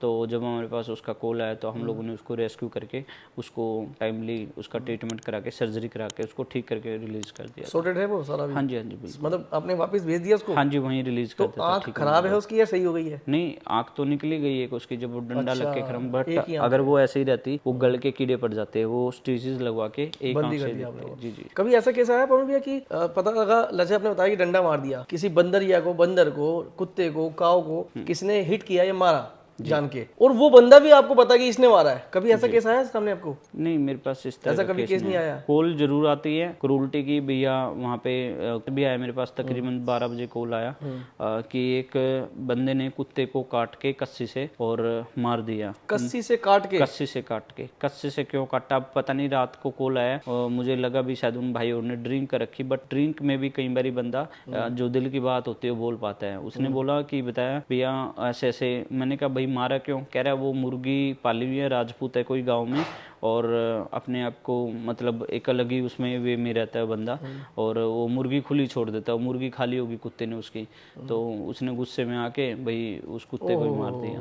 तो देखो ये तो तय है कि शायद उस मुर्गी ने पिछले जन्म में उस कुत्ते को कुछ बकाया रहा था, वो देना था, उसने पूरा कर लिया, लेकिन जब उसने खा ही लिया अब आप उस पे दरिंदगी कर रहे हो, भाई उसको जान से तो मत मारो ना, उस कुत्ते को ही जान से मार दिया उन्होंने। आपने जैसे बताया अभी कॉल से मुझे एक बात याद आ गई, ये जो लोगों की कॉल आती है ये सीधे पवन शर्मा जी को आती है या आपकी जो टीम मेंबर्स है बाकी के उनको आती है? नहीं, मेरे पास ही आते कॉल। वो वाला फोन आप अपने पास ही रखते हैं? नहीं, नंबर ही मैंने 1-2 ही दिए हुए हैं और दोनों नंबर मेरे पास रहते हैं। मतलब आप खुद से अटेंड करते हो? खुद से ही अटेंड करता हूँ मैं। खुद ही सबकी अटेंड करते हो? बिल्कुल जी। खा रहे हो, पी रहे हो, जाग रहे हो, उठ रहे हो, बैठ रहे हो, सबको रिस्पॉन्स करते हो? जी। कई बार क्या होता है मैं कुछ कॉल नहीं उठा पाता, बट मैं बाद में कॉल करके रिप्लाई कर देता हूँ। काफ़ी सारी एनजीओ हैं, उन्होंने अलग नंबर दिए हुए हैं, वो फ़ोन मोस्टली उठते भी नहीं है। बहुत सारे लोगों को कंप्लेंट मेरे पास आती है कि हमने उनको कॉल किया उठाते नहीं। मैंने कहा भैया मुझे दूसरे का नहीं पता, बट मुझे अपना पता है कि मैं हाँ ना का जवाब देना जानता हूँ। जब फ़ोन ने नंबर दिया ना तो हाँ ना का जवाब अगर आप कर सकते हो तो यस कर दो, नहीं कर सकते तो मना कर दो। जो केस मेरे पास पॉसिबिलिटी है मैं रख सकता हूँ या ट्रीटमेंट कर सकता हूँ तो मैं हाँ कर देता हूँ, नहीं तो मना कर देता हूँ, चाहे लोग मुझे गाली दे ले, क्योंकि देखो सारी जगह तो मैं भी नहीं पहुँच पाता। ठीक है, अगर सारी जगह मैं पहुँचने लग गया फिर तो सिंपल सी बात है, सब कुछ सोल्व। अपने पास टीम मेंबर कितने हैं? मेरे पास तकरीबन 5-6 मेंबर हैं हम लोग। 5-6 मेंबर हैं। परमानेंट बंदे हैं? हाँ, परमानेंट स्टार्टिंग से अब तक वर्क कर रहे हैं हम। कभी ऐसा हुआ पवन भैया कि आपके जो मेंबर, आपकी तरफ से जो हेल्पिंग हैंड है लाइक, वो आपको मतलब आपकी चीजें आपसे जान के दूसरों को लाइक लीक करना या आपका किसी प्रकार से नीचा दिखाना, कुछ ऐसा कुछ कर रहे हैं? नहीं, कोई भी ऐसा बच्चा नहीं हमारे पास, नहीं कोई कभी, क्योंकि देखो वो तब आती है जब हम कुछ छुपाते हैं। मैं उनको अपने फैमिली मेंबर की तरह समझता हूँ, हर चीज़ शेयर करता हूँ, हर चीज़ उनको पता है, क्योंकि बहुत सारे केसेस में उनको पता है कि हम केस रेस्क्यू करने जा रहे हैं। बहुत सारी जगह ऐसी भी हैं जहाँ पानी तक नहीं पूछते, बहुत सारी जगह ऐसी भी हैं जहाँ पे लोग बोलते हैं हम आपको ये देंगे, हम आपको एम्बुलेंस का इंतजाम कराएंगे, सिर्फ वो बातें कहने में रह जाती है। बहुत सारी केसेस जगह ऐसी हैं जहाँ लोग खुद से डोनेट करते हैं, और मेरी कई बारी मेरी मोस्टली आदत क्या है कि वो पैसे मैं अपने पास नहीं रखता, वो पास से टीम के हाथ में देते हैं। मान लो किसी ने 100 रुपये डोनेट किया, 500 किया, 200 किया, तो टीम के हाथ में जाते हैं। मैं कभी ये नहीं कि आप मुझे छुपा लो और मैंने रख, नहीं, हमारे में ट्रांसपेरेंसी क्लियर पता रहती होता है। आपको किसने कितना दिया है, जो जैसे मिलता है, जैसे अभी बताया आपने, पता होता है आपको? नहीं, टीम आके दे देती है उनको, उन्होंने आके, मैं उनको हैंड ओवर कर देता हूँ जिस हिसाब से, क्योंकि बहुत सारी केसेस ऐसे हैं जहाँ पे लोग नहीं करते, या बहुत सारी जगह ऐसी हैं दूर दूर तक एम्बुलेंस में खुद अपने उस पर जाती है, फ्री ऑफ कॉस्ट एम्बुलेंस चलती है, मैं कभी कोई चार्ज नहीं रखता। हाँ, ये चीज़ होती है कि आगे कोई अपनी इच्छा अनुसार कर देता है तो ठीक है, नहीं तो मैं कभी ये नहीं कि हाँ यहाँ पे एम्बुलेंस लेके आए तो आपको इतना पे करना पड़ेगा, नहीं। कभी कोई ऐसा टीम मेंबर आपने कोई ऐसा भर्ती किया है, कभी ऐसा हुआ कि बंदा आ गया, ज्वाइन कर लिया आपसे, और वो देख के घबराया, भाई मेरे बस की नहीं है काम करना, और चले गया बंदा, वो सर भैया मेरे बस की नहीं, मैंने करूँगा, ऐसे हुए हैं? हाँ जी, कुछ हुए हैं ऐसे। एक कहते हैं ना, करने में और देखने में बहुत फर्क होता है, रील और रियल की लाइफ बहुत फर्क है। ये लोग खुद आते हैं या आप किसी से मतलब मंगवाते हो, कोई एजेंसी वगैरह से कि यार मेरे को हेल्पिंग की जरूरत है, मतलब बंदे चाहिए? नहीं, मेरे पास ऑलरेडी बहुत कॉल आती है। मैं हर किसी पे विश्वास भी नहीं करता। अच्छा। और इस तरह की कॉल लोग ऐसे भी हैं, भाई हम फ्री ऑफ कॉस्ट सेवा करेंगे, हमें रहने का मिल जाए, हम आपके पास इतने टाइम से आपकी वीडियो देख रहे हैं, लेडीज भी हैं, बट नहीं, मेरे जो टीम है, जो दिल से जिनके साथ अटैचमेंट है, वही है बस। अपना कोई ऑफिस बना रखा भैया आपने सिटिंग का, जो लड़के आपके मेंबर्स वगैरह जो भी है? नहीं, कोई ऐसा नहीं है, आस-पास ही है, अपने घर से ही जब कॉल करता हूँ आ जाते हैं। तो कोई ऐसी जगह है जहाँ बैठते सब, बुलाते हो कि बैठ के विचार विमर्श करना, प्लानिंग करना, कोई ऐसी जगह है अपने पास? बस अपने शेल्टर पे ही होती है जो भी शेल्टर होती है। पे? हाँ जी। मगर शेल्टर तो अभी बना है ना वो?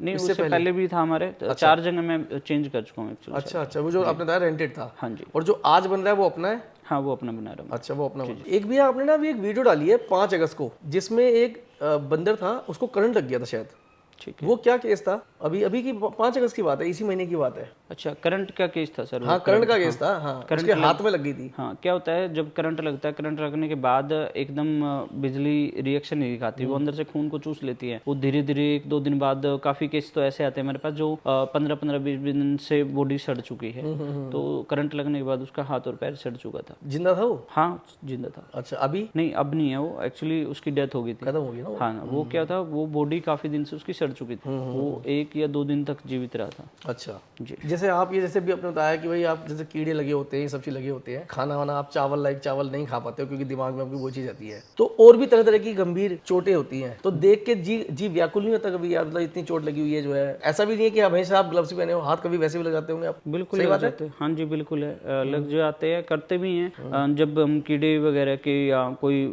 कान सड़ा, पसमनी, पीछे क्या बता, एक केस आया, एक कुत्ती ने बच्चे दिए थे, और उस कुत्ती के एक थन के ऊपर शायद किसी चीज ने काटा, जहरीले ने, और वो इतनी मोटी हो चुकी थी, फूल के, सिर्फ एक ही।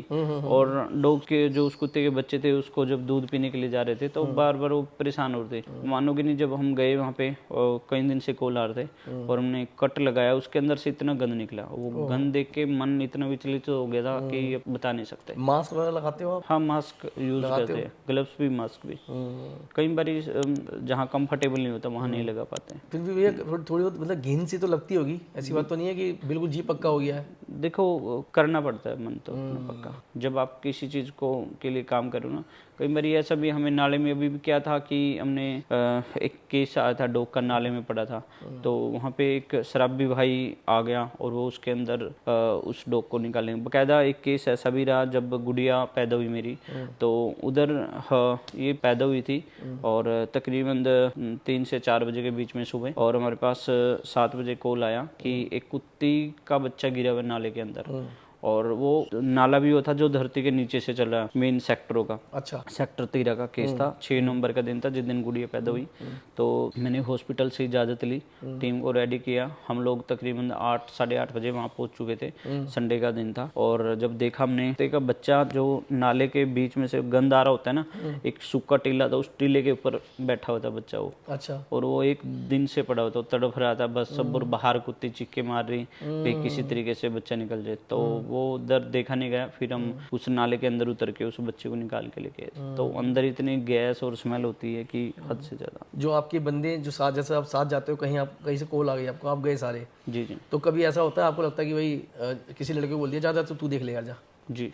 या आप ही आगे जाते हो? क्या चीज़ दोबारा बताना? जैसे कभी आप कोई कॉल आई आपको कि जी ऐसे ये दिक्कत आ रही है, और आप गए, आपके बंदे भी साथ गए, तो कभी ऐसा होता है कि लड़कों को बोलते हैं जा यार तू निकाल ले जा यार, कि नहीं आप ही जाते हो आगे? नहीं, टीम पहले कोशिश करती है खुद आगे आने की, इन द सेंस ये, हाँ वो खुद बोलते भैया मैं कर लूँगा। कभी कहता है दूसरे वाला मैं कर लूँगा, भैया आप वहाँ नहीं जा सकते। तो कई बार ऐसे सुरंग है, वहाँ से हमने कुत्ते का बच्चा निकालना था तो हम वहाँ नहीं जा सकते थे अंदर, क्योंकि शरीर के हिसाब से वहाँ पे छोटे भाई है केशव, इसके ये जाता है। एक बारी तालाब के अंदर 150 फीट अंदर एक बुगले का बच्चा जाल में फंसा होता तारों में। 150 फीट अंदर? अंदर मतलब लंबाई में। अच्छा। लंबाई में तालाब के अंदर। तो तालाब में फिर हमने एक टोकरी ली, टोकरी में ट्यूब रखी, ट्यूब में पहले मैं जा रहा था उसमें, लेकिन लक्की कहने लगा नहीं भैया मैं चल जाऊं, क्योंकि वो हल्का पतला था, उसका वेट था तकरीबन 40 किलो और मेरा वेट 75 ग्राम। तो उस चीज़ में फिर वो बैलेंस भी करता, तो खुद जाके अंदर से रिस्क पे लेके आया। अगर और तकरीबन गहरा था वो 20 फुट गहरा तालाब, अगर शायद वो हल्का सा बैलेंस बन जाए तो शायद डूब भी सकता। वैसे आपको तैरना आता है? जब आप घर से बाहर निकलते हो या कहीं भी आप बाहर निकले, लोग जानते हैं आपको, पहचानते हैं यहाँ के लोग? बिल्कुल पहचानते सारे लगभग 99% जानते हैं जी। रोकते हैं आपको? मार्केट में बहुत सारी जगह है, बस लोगों का एक ही चीज़ होता है भैया आप बहुत अच्छा काम करे। फैमिली के साथ मार्केट में जाता हूँ तो दुकानदार पहचान लेते हैं, मम्मी को बोलते हैं कि आपका बेटा बहुत अच्छा, तो मेरे लिए सबसे बड़ा गर्व वही होता है। मेरे सिर्फ एक ही है कि ये सब वो परमात्मा करे, मैं नहीं कर रहा, क्योंकि मैंने कभी आज तक ये चीज़ें की नहीं है, सब वो ऊपर वाला करवा रहा है। मैं तो एक छोटा सा भानु, वो करने वाला सब परमात्मा है। जिस दिन शायद मेरे अंदर मैं आ गई तो शायद मैं कुछ भी नहीं, वो सारा काम। लोग फोटोज वगैरह खिंचवाते हैं, सेल्फी वगैरह लेते हैं? बिल्कुल। भैया एक फोटो बहुत सारी केसेस, बहुत सारी जगह जाते हो। खुशी होती है अंदर से, लगता है कि हाँ मैं कुछ कर रहा हूँ, इसका मतलब यार अच्छा कर रहा हूँ कुछ? देखिए सबसे बड़ी खुशी उस काम की है जिसकी वजह से आपको लोग पहचान रहे हैं, और हमें वो सेल्फी की बजाय वो हिम्मत मिलती है।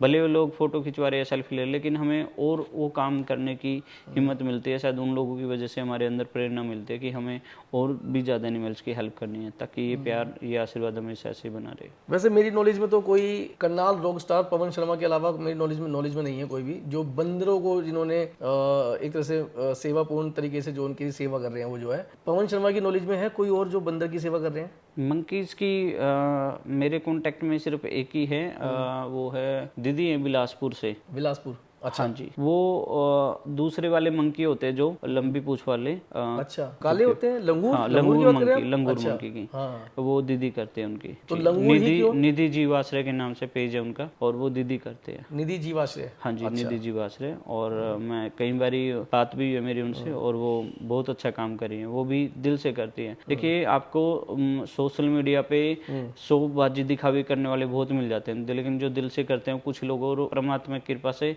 उनके ऊपर आशीर्वाद भी ऐसा रहता है कि ऊपर वाला ऑटोमेटिकली उनका धीरे धीरे साथ देता ही देता है। टाइम हर चीज में लगता है। मेरा एक सवाल था कि हमने देखा है कई केसेस आपके पास आते हैं, आप उनको ठीक करते हो और जंगल छोड़ आते हो जी। तो एक चीज गले से नीचे नहीं उतरती, जब उनको इलाज के बाद आप जंगल छोड़ आते हो तो ये शेल्टर में बंदा रखने का मतलब क्या है? जो आपका खुद का शेल्टर है उसमें भी आपके बहुत सारे बच्चे हैं इसमें, तो वो बच्चे सारे इस टाइम पे पीड़ित हैं, बीमार हैं, वो है या फिर ठीक वाले भी हैं? देखिए क्या होता है, आपके पास जब केसेस आते हैं, इंजर्ड भी आते हैं, और वो केस भी आते हैं हमारे पास जो घर में पले हुए हैं। घर में पले हुए इन द सेंस जब कोई मंकी की मदर की डेथ होगी, या एक्सीडेंट हुआ, या किसी मदर ने जन्म दे के बच्चा त्याग दिया, या मदर की डेथ होगी तो बच्चा रह गया, तो वहाँ पे काफी सारे इमोशनल या जिनके अंदर इंसानियत जिंदा है, कुछ लोग ऐसे भी हैं, वो उनको पाल लेते हैं, उनकी देख के रेख करते हैं। जब वो बड़े हो जाते हैं वो कार्टन अटैक करना स्टार्ट कर देते हैं, क्योंकि ये बंदर के सिम्टम है। 6 महीने तक मंकी का बच्चा जो है वो अच्छा लगता है, लेकिन 6 महीने साल बाद वो काटना अटैक करना स्टार्ट कर देते हैं। अब आगे क्या आता है, आगे लोग ना तो उनको जंजीर से बांध के रख सकते 24 घंटे, बड़े होने पे ना, नए पिंजरे में रख सकते, खुला छोड़ोगे तोड़ फोड़ करेंगे। ऐसी स्थिति में क्या होता है, लोग ये चाहते हैं कि हम इनको कहाँ रिलीज करें। फिर नंबर आता है यहाँ का, लोग हमारे पास फिर उनको छोड़ के जाते हैं। मेरे यहाँ क्वारंटाइन होता है, क्वारंटाइन होने के बाद हम लोग उन्हें तकरीबन 2 से 3 महीने या उनकी खाना पीना स्मेल जो इंसान की स्मेल होती है वो खत्म करके और फिर जंगल में रिलीज करते हैं। अच्छा, जो अभी आपके शेल्टर में बच्चे हैं वो छोटे छोटे बच्चे हैं इसके अंदर सारे? छोटे बच्चे भी हैं और बड़े भी हैं। सबका इलाज चल रहा है या कुछ का इलाज चल रहा है? कुछ का ट्रीटमेंट चल रहा है, कुछ जो घर में पले हुए हैं वो है, उनको क्वारंटाइन होने के लिए आए हुए हैं हमारे पास। ठीक है, कोई टीम है अपनी डॉक्टर की? हॉस्पिटल से ही कराता हूँ सारा, प्राइवेट हॉस्पिटल से। तो प्राइवेट हॉस्पिटल मतलब कोई वो मतलब वहाँ पे पे करना पड़ता है अपने को? बिल्कुल पे करना पड़ता है। वो लोग लेते हैं सपोज अगर 1 रुपये बना तो 1 रुपये लेते हैं या कुछ आपके नाम से कुछ कमती बढ़ती होता है? जो है नहीं, जो नॉर्मल है उनका चार्ज है वो लेते ही लेते हैं। लेते हैं वो। बिल्कुल। ऐसा नहीं है कि उनको पता लग गया अब तो यार ये भी नेम धर्म का काम कर रहे हैं, चलो भी थोड़ा सा साल 6 महीने में कोई पक्षी का केस गया तो सद छोड़ दिया, उस पे नहीं लेते। कभी कभार कभी उन्हें लगा कि हाँ इस पे नहीं लेना तो अपने मन से ही है, वरना 99% लेते। अगर आज के डेट में आप अपना खुद की दवाई गोली का खुद का बंदोबस्त करते हैं तो वो बहुत महंगा है क्या हिसाब किताब? तो बिल्कुल है सर, बहुत महंगा हिसाब किताब है वो? बिल्कुल जी। अच्छा, आया है ये पॉइंट दिमाग में कि मैं खुद का हॉस्पिटल करूं अपना? नहीं, अभी तक तो नहीं आया, बट ये है क्योंकि देखो सारी चीज़ें फिर हम मैनेज करेंगे तो शायद हम वो लंबी सेवा नहीं चल पाएगी, क्योंकि फिर डिस्टर्बेंस आएगी आगे। जैसे जैसे टीम मेंबर अपनी अपनी जिम्मेवारियां लेंगे कि हाँ ये मैं कर सकता हूँ, तो ऑटोमेटिकली फिर आगे सोचेंगे इस चीज़ का। पवन भैया, थोड़ी सी बातों को, इस वार्तालाप को थोड़ा सा एक अलग मोड पे लेके चलते हैं, थोड़ा सा मस्ती हल्की सी। कोई दिक्कत नहीं। मेरे को इधर देख रहा हूँ मैं कि यूट्यूब पे जो आपका बैनर है उस पे लिखा हुआ है I love Karnal Rockstar films. क्या चीज है, थोड़ा सा समझाओ उसके बारे में। मैंने बताया, मैं पहले मॉडलिंग करता था, सॉन्ग वगैरह, फनी वीडियो, कॉमेडी वीडियो। तो चैनल उस टाइम से बना हुआ है करनाल रॉकस्टार के नाम से, और शायद उस टाइम पे तकरीबन मुश्किल से 2-3 हज़ार फॉलोवर थे मेरे टोटली, सब्सक्राइबर फॉलोवर। तो एक मेरे मित्र हैं, मित्र ही कहूँगा उनको, तो उस भाई ने एक बारी जब हमने इसका नाम रखा था करनाल रॉकस्टार, तो उसने स्पेशली बोला मुझे कि ये क्या नाम रख दिया, फुद्दू करनाल रॉकस्टार। अच्छा, फुद्दू नाम कह के प्रेरित किया था कि फुद्दू नाम रख दिया, ये करनाल तक ही सीमित रहेगा। और आज मैं मानता हूँ कि बाहर के देशों से कोई ऐसी कंट्री नहीं बची है जिससे कोई लोग हमें यहाँ मिलने ना आए हो, और सिर्फ करनाल रॉकस्टार की वजह से। मैंने तभी आज तक इसका नाम चेंज नहीं किया, क्योंकि करने को मैं इसका नाम चेंज कर सकता था, बट शायद मैं चाहता हूँ कि जिस चीज़ ने आपको उंगली पकड़ के चलना सिखाया आज यहाँ तक पहुँचे, तो उसका नाम चेंज करना सबसे बड़ी बेवकूफ़ी है। क्या बात। मेरे को जानना ये बताओ कि इसी बात से बात कर रहा हूँ कि ये फुद्दू नामांकित करने वाले कौन थे? अगर आप कंफर्ट हो तो बताना। तो हाँ बिल्कुल बताऊंगा। ऐसे इंसान को हम मंद बुद्धि ही कह सकते हैं, जो किसी को डिसपॉइंट करने की कोशिश करते हैं या डिमोटिवेट करने की कोशिश करते हैं। वो सिर्फ जेलसी वाले लोग हो सकते हैं जो इस तरीके से ये वर्ड बोल सकते हैं। उनका कहने का तात्पर्य ये था कि फुद्दू इसलिए बोला था ताकि मैं अपने आप को नीचा दिखा लूँ, या पवन इस चीज़ से डिसपॉइंट हो जाए या डिमोटिवेट हो जाए, अब नाम चेंज कर दे। लेकिन मैंने नाम नहीं चेंज किया, मैंने काम चेंज कर दिया। क्या बात। तो वो जो उस टाइम पे भी जब आप ये जो मॉडलिंग करते थे, गाने बनाते थे, तो गानों में एक्ट करते थे आप? बिल्कुल करते थे सर। कहाँ से शौक लगा आपको ये गाने वानों का? ये एक्चुअली एक टैग ग्रुप था, और परवेश त्यागी सर होते थे, अभी भी हैं वैसे वो, बट मेरा कम मिलना जुलना होता अब। और उनके साथ मैं रिहर्सल के लिए, एक्टिंग के लिए जाता था, तो हम वहाँ रिहर्सल करते थे 2-2-3 दिन रात वहीं पे रहते थे उनके साथ। तो एक्टिंग के लिए प्रिपेयर करते थे, नाटक वगैरह के लिए, तो वहीं से। तो कुछ गाने आपने, मैंने एक गाना तो देखा आपको, आपने कुछ एक गाना डाला है? गाना तो देखा मैंने। कितने गाने किए आपने? नजर 5 सॉन्ग किए मैंने। 5 किए हुए। एक्ट किया है या फिर गाए भी हैं? एक्ट किए, गाए नहीं है। वो खुद के थे आपके गाने? मतलब आपने खुद ने? मेरी लाइफ जर्नी सॉन्ग भी है, परिवर्तन सॉन्ग है। मेरी लाइफ जर्नी है उसमें। प्यार कम धोखे ज्यादा खाए हुए हैं, कुछ नकली का चेहरा लगाए हुए हैं, प्यार कम धोखे ज्यादा खाए हुए हैं, परिवर्तन सॉन्ग एक काफी है मेरे यूट्यूब पे। वो फिर आपने बिल्कुल बंद कर दिए? वो प्राइवेट कर देते, कुछ मैंने डिलीट कर दिया था, क्योंकि मेरा जो कंटेंट अब दूसरा है एनिमल्स का, तो मैं उसी से रिलेटेड ही काम करता हूँ सोशल मीडिया पे। उस पर बिल्कुल फोकस नहीं है अभी? मतलब आपने कभी सोचा नहीं इसको यार वो भी मैं करूँ, वो भी मेरा शौक था, एक पैशन था? नहीं, मुझे लगता है जिस काम से आप लोग जान रहे हैं या जिस चीज़ की वजह से आज आप यहाँ तक पहुँचे, मेरा प्रोफेशन वही है भैया। अच्छा, ऐसा कभी दिमाग में आया भैया, ये पर्सनल क्वेश्चन है मेरा, कभी दिमाग में ऐसा आया कि आज जो आप कर रहे हो, सेवा भाव का जो काम कर रहे हो, आपकी खुद की जो इच्छाएं हैं, पवन शर्मा एक्चुअली रियल में अंदर से वो उनकी तो कुछ मन में आता होगा आपके, तो वो दब गई सारी? सर मेरा स्टार्टिंग से जो करनाल लोक सामने रखा था, मैं चाहता था कि मैं एक दिन बड़े पर्दे पे काम करूं और फिल्मों में या गानों में, सॉन्ग में, वीडियो में लोग मिले या मैं कहीं निकलूं, एक टोरा होता है जैसे लाइक गाड़ियों का सर्कल चले पीछे या कहीं जाएं तो लोग सेल्फी XYZ, जो सच्चाई है वो बता रहा हूँ। तो इस तरह का था मन में, लेकिन परमात्मा ने शायद वो रूप किसी और तरीके से आगे लेके आना था और शायद वो इन बेजुबान जीवों की सेवा करके आज हमें इस तरीके से ला दिया कि शायद मेरी जिंदगी का सबसे बड़ा सुकून इस काम में है। इन शॉर्ट ये है कि पवन शर्मा जी खुश हैं आज जो भी है? बिल्कुल 1001% खुश है सर। वाह। देखिए क्या होता है, हर चीज में टाइम लगता है, ये सबको पता है। और जब एक जीरो से स्टार्ट करते हैं, जब आपके पास कुछ नहीं होता, और आज लाखों करोड़ों लोग, ऐसे ऐसी वीडियो भी है जो 500 मिलियन है हमारी, और वो सिर्फ इस काम की वजह से। तो परमात्मा ने जब बड़ी बड़ी सेलिब्रिटीज, मैं थैंक यू करता हूँ मिका सर का, मिका सिंह जी का, रवीना टंडन मैम का, जो हमारे अकाउंट को फॉलो करते हैं, वीडियोस देखते हैं, मैं दिल से थैंक यू उनका। और ये शायद परमात्मा ने इन जीवों की सेवा का फल दिया। जो ये लोग फॉलो करते हैं आपको? जी फॉलो करते हैं। अच्छा? जी, रवीना टंडन मैम की अकाउंट में इस टाइम भी हूँ, मीका सर की भी हूँ, काफी सारे बॉलीवुड एक्टर हैं, सेलिब्रिटी हैं, बहुत बड़ी बात उनके अकाउंट्स में हूँ। ये सिर्फ इनकी सेवा का फल है। ये मुझे नहीं पसंद करते, ये मेरे काम को पसंद करते हैं, और मैं पसंद करता हूँ लोगों को जो इस काम को पसंद करते हैं। ये तो शायरी हो गई।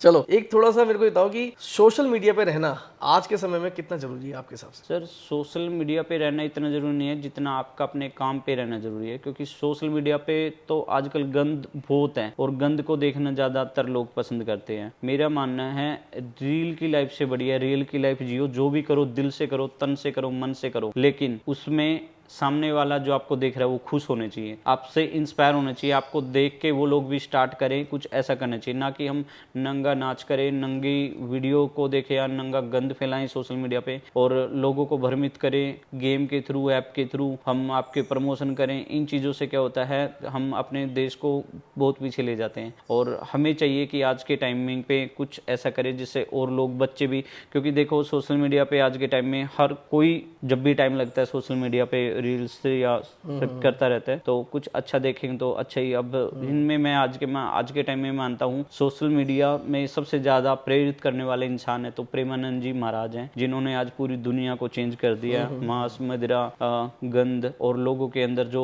मानसिकता गंदी भरी हुई थी उस चीज को भी चेंज किया। विराट कोहली जैसे सर स्पेशली वहां पे जाते हैं, तो एक कोई ना कोई तो बात है जो लोग वहां जाते हैं। और कुछ चंद लोग ऐसे भी हैं जो इन बड़े बड़े संतों पे मैं तो भगवान ही मानता हूँ, क्योंकि जब पहली बार मैंने प्रेमानंद जी महाराज को देखा, उनके आगे बैठा था, तो मैं कुछ बोल भी नहीं पा रहा था, सिर्फ हम लोग अंदर से कांप रहे थे कि हम देख क्या रहे हैं। क्योंकि प्रेमानंद जी महाराज के हाथ, शरीर ऐसा है जैसे कि नवजात बच्चे का होता है। तो मैं मानता हूँ कि ईश्वर है धरती पे और वो आपके सामने है, बस आपको उसको तलाशने की जरूरत है। आप उनसे मिले हो? हमने आपकी रील देखी थी। जी मिला हूँ, मेरा सौभाग्य था, और परमात्मा ने शायद इन बच्चों की सेवा की फल की वजह से वहां तक पहुंचाया। किसी ने सलाह दी थी आपको उनसे मिलने के लिए या आपका मन खुद से आया कि भाई? एक्चुअली वाइफ को 2-3 बार सपने में देख चुका था, और जो उनको सपने में दिखता है 90% वो सच हुआ है, और उन्हें पहले दिख जाता है। उन्हें बागेश्वर धाम जी से मेरा मिलना लिखा था, उन्होंने काफ़ी टाइम से उनको सपने आ रहे थे कि जैसे हम, वो सपने बताती है कि हम प्रेमानंद जी महाराज के पास गए और उन्होंने आशीर्वाद दिया। ऐसे ही उनसे पहले बागेश्वर धाम वाले बाबा से, उनसे वीडियो कॉल पे बात हुई मेरी बागेश्वर धाम वाले बाबा जी से, तो हम फिर मिलने भी गए थे। कैसे संपर्क कैसे साधा आपने उनसे? बागेश्वर धाम वाले बाबा जी से मिलना ऐसे हुआ कि एक मित्र थे, मित्र भी क्या, वो फर्स्ट टाइम ही मेरे पास कॉल आया उनका कि मैं बागेश्वर धाम से बात कर रहा हूँ, और ऐसे ऐसे बागेश्वर धाम वाले बाबा जी हमारे पास, मैं उनका सेवक हूँ और मैं आपकी वीडियो देखता हूँ, और कभी आना हो तो मैं करनाल मिलूँगा। तो मुझे यकीन हुआ, तो मैंने कहा भैया सच में आप वहीं से बात कर रहे हो? तो उन्होंने फिर मुझे वीडियो कॉल की, और उस टाइम पे बागेश्वर धाम वाले बाबा जी फ्लाइट थी उनकी, और वो भाई जो जिन्होंने बात कराई थी वो एयरपोर्ट पे काम करते हैं, तो उन्होंने डायरेक्ट वीडियो कॉल पे बागेश्वर धाम से, मैंने वो वीडियो भी डाली। हाँ जी, तो बागेश्वर धाम वाले बाबा से तब बात हुई, फिर उन्होंने हमें एड्रेस दिया कि आपके कुरुक्षेत्र में इस टाइम पे इस डेट को उन्होंने आना है, तो वहाँ पे भी दर्शन हुए। और हाँ जी, गुड़िया को आशीर्वाद दिया उन्होंने स्पेशली। अच्छा, प्रेमानंद महाराज से कैसे मिले आप? प्रेमानंद जी महाराज से एक्चुअली वाइफ को उन्होंने उत्तेजना लगाई हुई थी काफ़ी कि मिलना है जाना है। तो क्या हुआ, मैं जोगिंदर राणा जी हैं राणा एकेडमी से, और राणा सर के साथ हम लोग गए हुए थे। क्या हुआ कि वहाँ पे उन्होंने सर ने फिर सिफारिश की, मतलब प्रोफाइल बताई, और जैसे हम गेट पे फिर पहुंचे उन्होंने बताया कि हम भी आपकी वीडियो देखते हैं, और फिर नेक्स्ट डे में टोकन मिल चुका था वहाँ का। तो राणा सरोवर में हम दोनों जाके दर्शन किए थे, और उन्होंने सम्मानित भी किया प्रेमानंद जी महाराज ने हमें। फिर एक थोड़ा सा कटाक्ष वाला क्वेश्चन पूछूंगा, जो भी आप काम करते हो, जैसे अभी आपने बताया कि रील से ज़्यादा रियल जरूरी है, मगर जब आप जो भी काम कर रहे हो A to Z जितने भी काम है आपके सब सोशल मीडिया पे है, जरूरी है ये? और जरूरी क्यों नहीं है? सारे काम तो सर सोशल मीडिया पे आए नहीं अभी। अच्छा, काम तो इतने सारे किए हुए हैं कि शायद अगर वो डालूं तो बहुत लोग इस चीज़ को देखेंगे कि भाई मैं डाउन टू अर्थ वर्किंग करता हूं, मैं कभी शोबाजी का वो नहीं रखते, मैं कहीं पे आना जाना होता है नॉर्मली एक्टिवा पे ही निकलता हूं मैं, कोई वो नहीं है। और कहीं नाले में उतरना है या कोई गंद में हाथ कुछ सफाई कर रहे हैं, और मैं मोस्टली कोशिश करता हूं कि चाहे वो मिट्टी का काम है चाहे कोई गंद साफ करना, हम खुद ही करते हैं। और अगर शायद जिस दिन असली असली काम तो शेल्टर पे जब पोटियाँ डस्ट सफाई होती है ना, वो है। और वो शायद जिस दिन देख लिया वो खुद ही करते हैं साथ में लग के, केशव वाइफ ये मिलके, मैं जब भी हम लोगों से पूरी टीम हम इकट्ठे ही करते हैं। बट वो चीज़ें नहीं कभी दिखाई, बट रियलिटी में जिस दिन लोगों ने शायद वो चीज़ देख ली तो पता लगा, क्योंकि हमने कोई ये नहीं है कि और लोग तरह नौकर रखे हुए या साफ सफाई, नहीं, हम मिलजुल के करते हैं, इससे चलता। कभी ऐसा सोचा ही नहीं इन चीज़ों का, तो उन्हें लाने का या उनकी देख रेख के हिसाब से खुद ही करते हैं। वैसे मैं एक बात बोलूंगा, दिल से बोल रहा हूँ कि एक रॉकी राणा जो गौ सेवक गौ रक्षक है जी, उनके साथ जब मैं बैठा था ना, मैं सच में मैंने कैमरे पे बोला है कि बांध दिया भैया आपने मेरे को गूज़बम्प आ गए थे।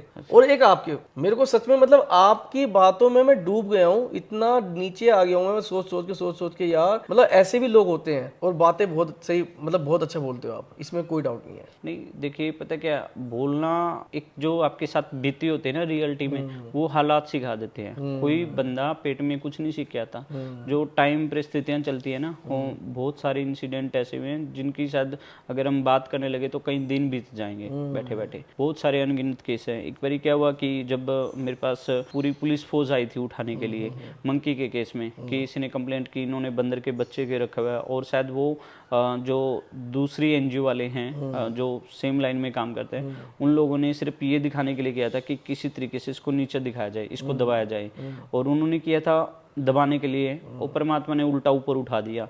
पूरी पुलिस फोर्स 15 से 20 पुलिस वाले ऐसे उठा के लेके थे जैसे किसी रेपिस्ट को लेके जा रहे हो। आपको? हाँ जी, अच्छा, ये इंसिडेंट हो चुके हैं, वीडियोस भी पड़ी हैं सोशल मीडिया पे। अच्छा, बिल्कुल। और मैं मानता हूँ शायद अगर वो टाइम ना होता तो आज यहाँ तक ना पहुँचते। मनोबल नीचे नहीं हुआ आपको उस टाइम पे? कुछ टाइम के लिए ये चीज़ थी दिल में, लेकिन वो टाइम अच्छा था। मैं उस टाइम को सबसे अच्छा इसलिए मानता हूँ कि उस टाइमिंग पे मेरी फैमिली, मेरे परिवार वाले गली में खड़े हुए ये देख रहे थे कि ये हो क्या रहा है, लेकिन किसी की हिम्मत नहीं पड़ी कि पुलिस वालों को रोक के भाई मेरा हाथ पकड़ ले, भाई इसको लेके जाना, लेकिन सब दूर से देख रहे थे। वो टाइम था, कुछ स्थिति ऐसी थी उस टाइमिंग पे, लेकिन जो होता अच्छे के लिए होता है, और वो उस टाइमिंग ने आज यहाँ तक पहुँचाया। उस टाइमिंग पे मेरे पास दूर दूर से कॉल भी आए हैं हेल्प के लिए कि भैया आप हिम्मत मत हारिए, हम आपके साथ हैं। तो बहुत सारे लोग मिलने भी आए हैं, स्पेशली हमारे पुराने शेल्टर पे, चाहे वो दिल्ली से हो, गुजरात से हो, दूर दूर से लोग मिलने के लिए आए हैं। मंत्रियों तक के कॉल आए हैं कि आप हिम्मत मत हारना, हम आपके साथ हैं। लेकिन मैं मानता हूँ एक दिलासा दिला भी बहुत बड़ी बात है, जो आपके दुख में खड़े हैं ना, वो सबसे आपके नजदीकी है। ओनियो, मेरे को ये बताओ, मैं ये देख रहा था कि 635K फॉलोअर्स इंस्टाग्राम पे और लगभग 2.42 मिलियन यूट्यूब पे सब्सक्राइबर है आपके। एक वीडियो आपकी इंस्टाग्राम पे लगभग 115 मिलियन, एक वीडियो आप यूट्यूब पे 190 मिलियन, फेसबुक पे 1.3 मिलियन। इतने सारे व्यूज, इतने सारे फॉलोअर्स, सब्सक्राइबर जो आपके हैं, क्या फील करते हो? मतलब लगता है कुछ सीना चौड़ा होता है कि हाँ भाई कुछ कर रहा हूँ, इसका मतलब मैं खुशी होती है? सर देखो क्या होता है, काफ़ी सारे हम केस फेस करते हैं, बट सच बात बताऊं, मैं दिल से मैं काम को ही सब कुछ मानता हूं अपने। और मेरे को कभी ऐसा नहीं हुआ कि मेरे को अपने आप को कभी मैं किसी सेलिब्रिटी ने मेरी स्टोरी लगाई है, फॉलो किया है, मैंने कभी उनकी री स्टोरी या उनकी स्क्रीनशॉट लेके मैंने कभी पोस्ट नहीं किया। मैं इन चीज़ों में विश्वास नहीं रखता। मैं मानता हूँ कि वो शौकबाजी रह गया। जो उन्होंने किया है वो मेरे काम को देख के फॉलो किया है या मेरे काम को देख के पसंद कर रहे हैं। अगर मैं वो चीज़ों में अपना टाइम वेस्ट करूँगा तो शायद मेरे लिए सबसे बड़ी बेवकूफ़ी होगी। हाँ, खुशी होती है कि लोग इतना प्यार देते हैं, वीडियो इतनी वायरल होती हैं, देखते हैं, वो सिर्फ एक बजरंगबली का आशीर्वाद है। बहुत बढ़िया। बजरंगबली से मुझे याद आया, वैसे मैंने लिखा हुआ क्वेश्चन में अभी वैसे ही पूछता हूँ, आपके फेवरेट, वैसे तो सारे भगवान फेवरेट ही हैं, फिर भी कोई एक जिसमें बहुत विश्वास करते हो आप? संतोषी माता। वाह, मी टू। भैया संतोषी माता को मैं बहुत मानता हूँ यार, मैं बहुत मानता हूँ संतोषी माता को, मेरी फेवरेट है। याद रखना, आज कह रहा हूँ मैं, कैमरे के ओपन कह रहा हूँ कि आप उसको मानते ही रहोगे, और जो आप उसके लिए दिल से, आज मैं जो कुछ भी हूँ संतोषी माता की वजह से हूँ। और मेरी बैक पे, मेरे फ्रंट में सबसे पहले वही होते हैं। हर शुक्रवार को हम व्रत रखते हैं। अभी फ़िलहाल हमने उद्यापन किया हुआ है, वरना रेगुलर जब हमने 0 से स्टार्ट किया तो मेरी छोटी बहन है, जुड़वा है मेरी, मीरा दीदी, उन्होंने ही बताया था संतोषी माता के व्रत के बारे में कि ये रखना स्टार्ट कर। तब कुछ नहीं था और आज भगवान ने बहुत कुछ दिया है। और ये सब तकरीबन 4 साल के अंदर हम रेगुलर व्रत रखते हैं। वाइफ, हम लोगों ने आइडली व्रत रखा है सिर्फ शेल्टर को। हमारी कोई मन में अपनी पर्सनल इच्छा नहीं रखी, हमने कभी अपने लिए व्रत रखा। हमने रखा है सिर्फ व्रत, आज तक रखते हैं सिर्फ अब इन बच्चों के लिए जिनके लिए हम काम करें, इनके लिए एक दिन बड़ा शेल्टर हो, और माता रानी चाहे वो जल्दी होगा। बहुत बढ़िया, बेहतरीन, लाजवाब, शानदार। मतलब मेरे पास शब्द नहीं है, क्योंकि मुझे ऐसा लग रहा है मुझे कोई मेरा अपना मिल गया। क्योंकि आप मानोगे भैया, जैसे मैं देखो, मैं व्रत तो खैर नहीं रख पाता हूँ, ना रखता मैं। आप जिस दिन से रखना स्टार्ट करोगे, मैं क्लियर बोल रहा हूँ कि आपकी जिंदगी ऐसे चेंज होगी, आपने सोचा भी नहीं होगा। मैं कैमरे पे बोल रहा हूँ, दिल से बोल रहा हूँ, बाबा व्रत भी रखोगे, मैं कह रहा हूँ आप व्रत भी रखोगे जब आपको मैं दिल से बोल रहा हूँ, मैं भी चाह रहा हूँ मैं अब की बार से व्रत रखूंगा, क्योंकि मैं पिछले 2 महीने से सोच रहा था, सावन की शुरुआत से। सोचना नहीं है, उसमें करना है, और करना किस तरीके से वो सारी चीज में थोड़ा सा मुझे बताओ ना जरा, कैसे, थोड़ा सा कैमरे बता दो आप, चलेगा। चलो कैमरे में बता देते हैं। देखिए क्या होता है, व्रत ये नहीं इसलिए नहीं रखा जाता कि हमने टाइम पास करना है या हमने दिन को कंप्लीट करना है। व्रत रखने का मतलब है कि आपने कोई इच्छा रखी किसी चीज़ के लिए, अपने लिए भले ही ना रखो लेकिन दूसरे के लिए रखो, तो पूरी शिद्दत के साथ रखो। हम लोगों ने तकरीबन जब मैरिज हुई तब हमने संतोषी माता का नाम लेके और हमने व्रत रखना स्टार्ट किया कि माता रानी हमें बच्चों के लिए एक शेल्टर हो जाए हमारे पास, और हमने बनाना स्टार्ट किया। धीरे धीरे सब कुछ आता गया, परमात्मा करता गया। टाइम परिस्थितियाँ ऐसी भी गई कि हमने तकरीबन 3 महीने चटनी से रोटी खाई है, 3 महीने हमने सब्जी तक नहीं अंजल की, 3 महीने तक हमने उस चटनी से टाइम निकाला है, था वो टाइम। और हमने व्रत में क्या होता है कि हम सुबह उठे, नहा धो के संतोषी माता का नाम लिया। उस दिन क्या होता है, शुक्रवार को मैं जंगल में बंदरों को खाना तक खटाई नहीं यूज करते उसमें। अच्छा। खटाई का सबसे बड़ा फ्रेज होता है। सही। ना उस दिन हम खटाई किसी को अपने हाथ से देनी है, ना परचेज करनी है, ना खिलानी है, ना खानी है। खानी तो बहुत दूर की बात है, खिलानी भी नहीं है। ठीक है, कई बार क्या होता है कि व्रत हमने रखा है, देखो इसमें ये चेंजेस आ जाता है कि लोग सोचते हैं शुक्रवार का व्रत है, इसमें संतोषी माता के व्रत में खटाई नहीं खानी होती। खानी नहीं, खिलाओ भी मत, क्योंकि पाप तो आपको ही लगेगा, आपके पैसों से आपने परचेज किया है। मेरे यहाँ गेस्ट आते हैं ना, शुक्रवार को काफ़ी पॉडकास्ट इंटू के लिए आए हैं पहले, या ट्रियो फाउंडेशन के थ्रू या मिलाप के थ्रू, जब भी इंटू लेने आए तो शुक्रवार को हमने यहाँ पे उनको खटाई तक नहीं दी, चाहे वो भूखे रहे हो। लेकिन मैं इस चीज़ में पक्का हूँ, हम कहीं बाहर गए हैं ना, टूरिस्ट पे घूमने गए, मंदिर में गए, अमृतसर गए या कहीं मंदिर में गए, तो हमने वहाँ पे भी खटाई नहीं यूज की, ना खानी ना खिलानी, ना खानी ना खिलानी। हमने गुड़िया तक को भी शुक्रवार को खटाई नहीं दी है।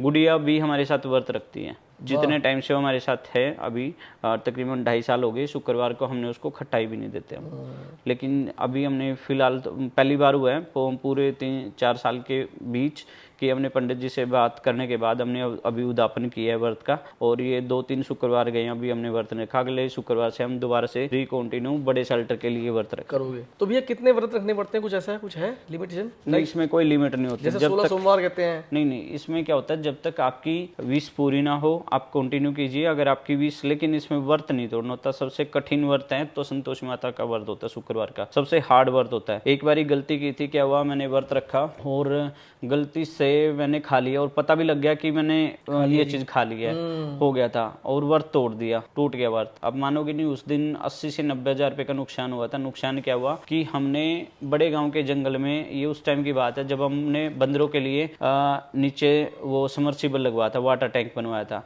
उस दिन शुक्रवार का व्रत था और गलती हुई थी, और शुक्रवार वाले दिन वो सारा तोड़ दिया गया था। फॉरेस्ट की टीम आ गई थी, उन्होंने मौके पे आके समर्सिबल सब कुछ तोड़ फोड़ दिया था, और मैं सिर्फ रो ही रहा था, उनके आगे हाथ जोड़ रहा था कि शरीर से मत तोड़ो। लेकिन जब पता लगा कि मेरे को भी ध्यान में आज शुक्रवार और ये गलती की थी, तो मैंने उस गलती को एक्सेप्ट किया और माता रानी से माफी मांगी, फिर से रिकंटिन्यू किया व्रत। तो ये बहुत हार्ड होता है इसमें। पूरा दिन खाना नहीं खाते आप? नहीं, पूरा दिन खाना नहीं खाते। पानी भी हम मतलब एक बार पीते हैं इसमें। ठीक है। और बाहर कहीं भी जाएंगे कोई पानी नहीं पीते, कोई चाय नहीं पीते, किसी के घर भी जाए कहीं भी जाए बाहर कुछ नहीं। अगर पानी लेके जाना तो अपना पी सकते हैं, अपना लेके जा सकते हैं अपने घर का ही पानी। एक बार पी लो, 2 बार पी लो, वो आपके ऊपर डिपेंड है। लेकिन खाना एक ही बार खाना होता है, शाम को माता रानी की जोत लगा के नाम लेके। टाइम पीरियड कि नहीं, 4-5 बजे के बाद कभी भी कर लो। 4-5 बजे पूजा मतलब आरती पूजा करके। हाँ, पूजा। अच्छा, खाने में क्या? खाने में सिंपल खाने होता है, खटाई नहीं यूज होती, विदाउट खटाई। अच्छा ठीक है, मैं कैमरे पे कमिट कर रहा हूँ, माता रानी सुन लेना।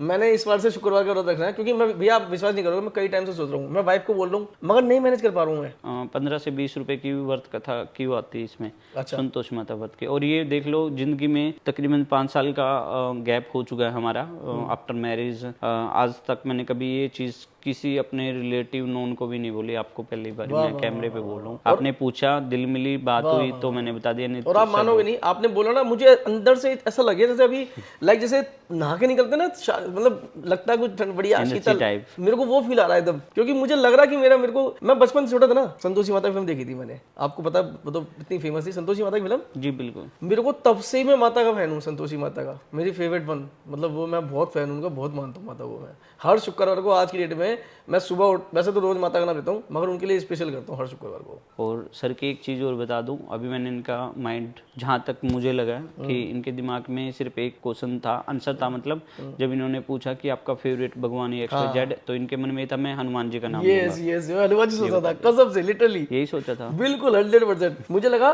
कि नहीं, देखो भगवान तो सारे फेवरेट है, मगर मुझे लगा हनुमान जी का बहुत ज्यादा।